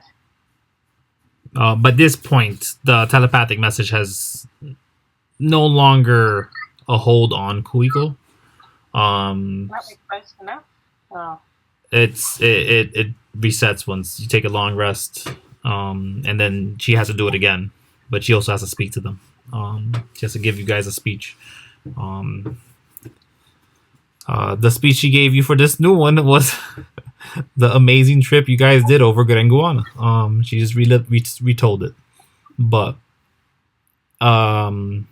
yeah, so you guys want to wait outside and wait to see if you guys can spot a Kuiko reaching over to you guys? She said she was on her way to the perennial stratum. I mean, the castle hold specifically, actually.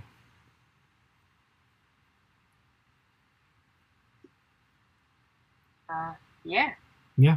So we'll camp outside. I just want to know where you guys will be, because wherever you guys land is wherever this encounter is. Yeah. Well, I guess it's going to be super awkward to go in there with nothing to communicate with, as we discovered at the last place. So. No, you have a scroll of telepathy. Books. At least. I know, but I don't know. What do you boys want to do?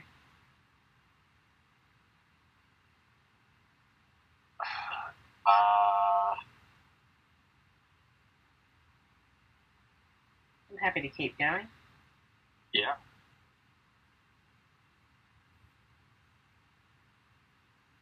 Yeah, let's travel on. Okay. Let's travel on. Okay. Yeah. We're traveling on. So that means we're probably going to the gates then. Yep. Yeah. Okay.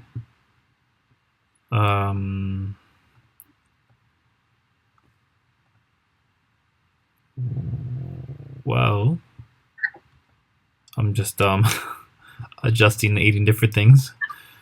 No, work for me, please. I just realised. Yes. So, if we get a book of Sylvan or a book in common here, then we can point out the words. Right? It's as long as we find it here, it won't be cursed. Yes. Okay. So, when we get in there, we look for a bookshop. All right. Okay.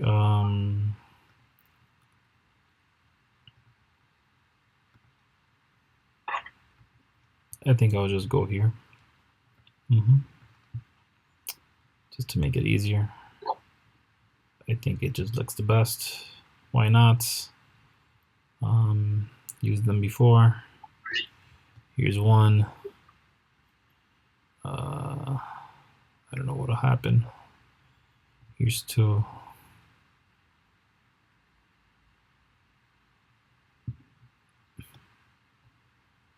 Geesh. And there we go.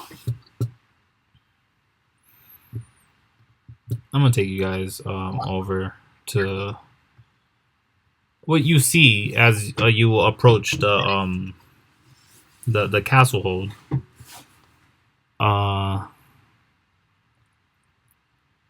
And you guys really, this looks familiar, obviously, because I've shown you through the tower exit. Just one of these guys would be that you see, but what you witness here is what you actually perceive as you approach with your ships. You see, albeit overhead a little bit, but you can tell that this area doesn't have the same kind of aerial blockade. In fact, you see how free and clear it is for vehicles to fly in and out from the castle hold, although a lot of them do dip all the way down to the very front and then dip over the castle hold itself to enter. But they all seem to go to a very specific area. It's hard to tell if there are any mechanisms that could take you out from the air or any kind of weaponry, but it does seem to be somewhat controlled.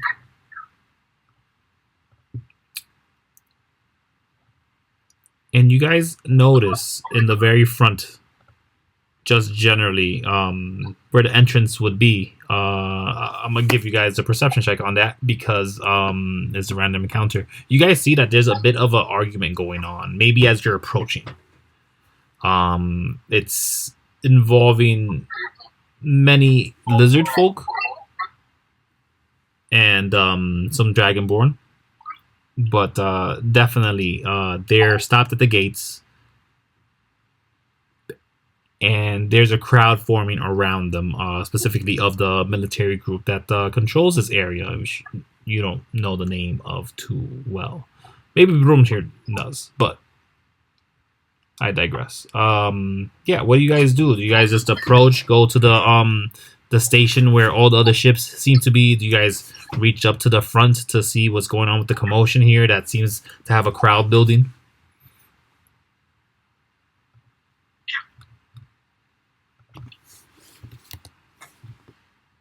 Sounds like that's what we should be doing. I'm sorry, repeat that for me? No, I'm saying that sounds like what we should be doing is going towards the crowd. Follow the crowd. Do we want to park our ships? Yeah, I should probably get those settled first, and then we can check it out. Yeah. So you guys go to where you see that there's a landing pod, if anything, a landing pad. It looks like there's a check-in thing first. We do that. Yeah. And They get down first, and then they lift up, and they all go to one spot. We'll follow whatever we see other ships doing. yeah. And who lands first? Because there seems to be only space for one vehicle at a time.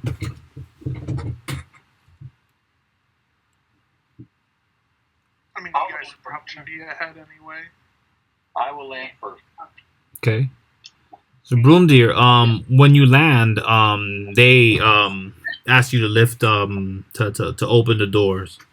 You hear this in Elvish. You know some Elvish words for sure. You've heard them 1,000 times.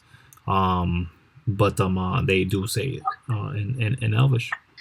Do you open the doors? Okay, yeah. Once you open the doors, they clear their throat and they start speaking in Dwarvish. Apologies, friend. Didn't see you there. Yeah, you're cleared. Go ahead. He lets you through. Where am I? So I'm sorry? right here? Where am I? No, you're not even on here. This is just an encounter that we'll touch in a second. Yeah, he gives you the clear, and there seems to be arrows pointing to some degree just around the ground there. And he does point to you just to go over that specific palisade that he points over.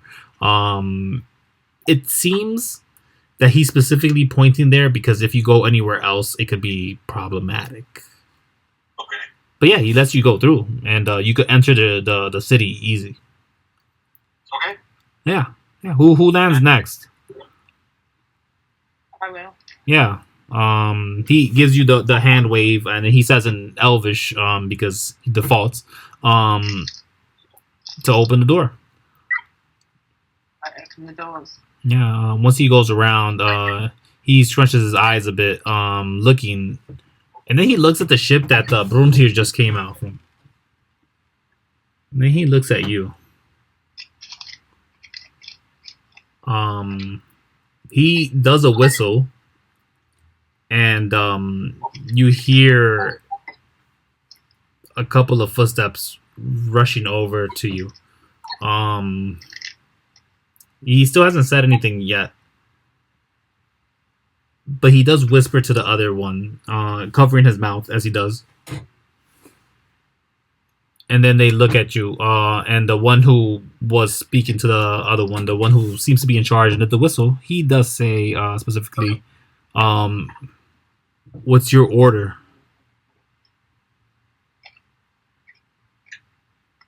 What's my order? Mm-hmm. That's Do what I he know said. what that means? You wouldn't. Okay. What have I got?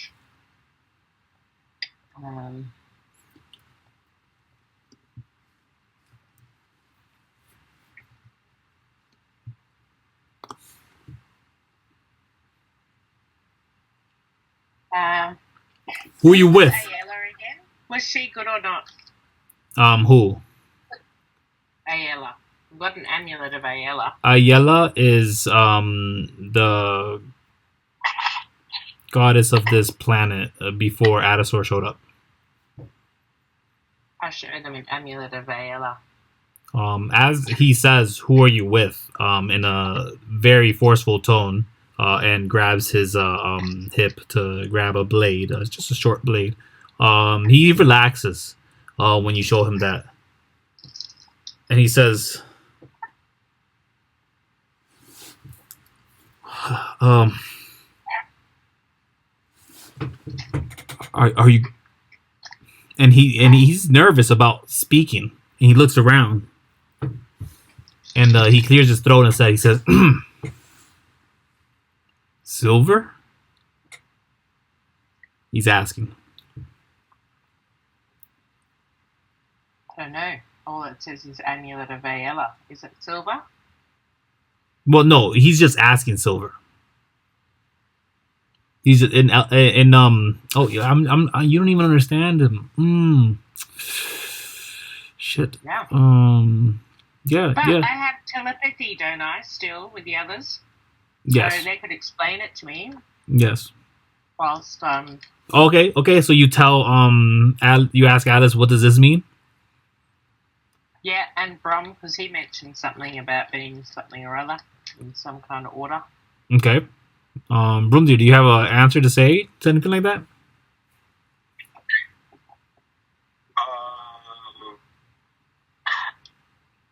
So these guys are with they have the silver fashion. They do. So yeah, these guys are with the Silver Order? The Silver Knights. Silver Knights, yeah. Okay, and is silver good? Should I say I am, or should I say I'm not? You are. Oh yeah, I'd give them a confident nod. Okay. You see that he tells everybody to kind of relax. And he does look over to. He pulls the other guy, the one that he spoke to in a whispered tone, without letting the other ones hear. Ironically, he whispers to him right quick, and then they both look up, and then they start looking around, and they start directing everybody to get back to your positions. And he waves you through as well. Woohoo! Go through and take my parking spot. Who's next? I think Junk's the last one. Okay, Junk. You hear in Elvish. It's again a dialect of Sylvan to me. So it's sort of understood. But they ask you to open the doors. Yeah, they'll open the doors. Okay. At this point, they're a little wary, but there's just one now. With the other one back, way back, 20 feet back from him. But he is still present. You can tell that there is a second person there, but just the one approaches, and he says, "What is it? Are you with them?" Look, having kind of deduced that the same colors on the same ships might be related. Yeah, Junk nods. What's your order? Not sure if we still have to speak or not. I've never seen this guy before in my life. No. Are we still not, like, talking, or can we talk to these guys? No, I think we're still no talking. Yeah, we're just kind of nodding. Yeah. Yeah. Does Junk understand what that means? Yeah, no, you kind of something silver and round. Well, you've got some junk. Yeah, you have some Sylvan. You know Sylvan, so you kind of know Elvish. And Alice is there, and she's telling you they're asking for our order. But he does ask, "What's your order?" Does Alice have an order symbol? Is she part of an order? She does not. She's looking around, trying to see if she has anything silver at all. She doesn't. No. Oh my gosh. You got something silver, junk?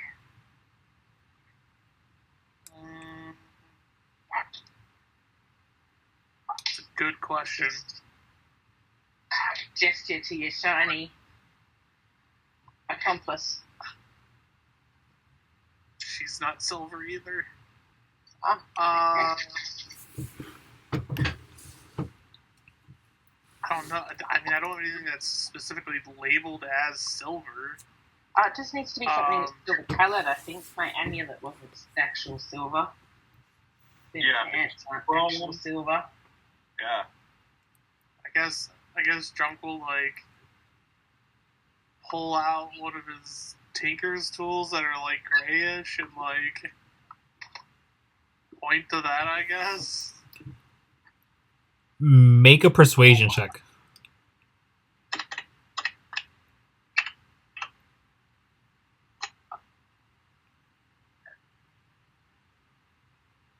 Come on. 22.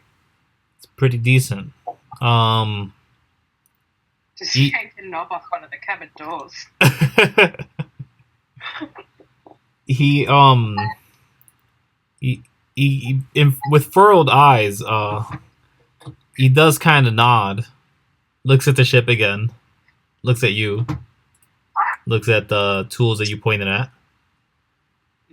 looks back at the guy behind him, and he kind of shrugs. He turns back, and then he speaks the words, "Silver?" Drunk points to him. Okay, he waves you through. Hi-yo. Yeah, We're all not of you gonna get guys. taken out by airport security. Oh no. All you guys make it to the Perennium Stratum Castle Hold proper. You have made it within the gates. You are that much closer to your goal. Whatever that was anymore. 3 months later. But yeah. What do you guys do now? Where do you go now?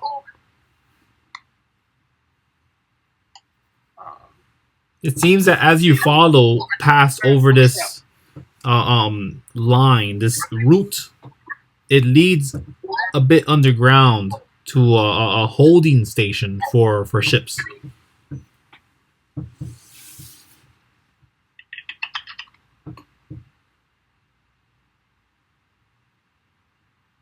But yeah. Okay.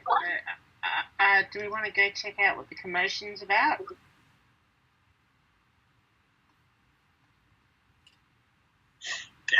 Yeah, I thought that was where we were headed. Yeah.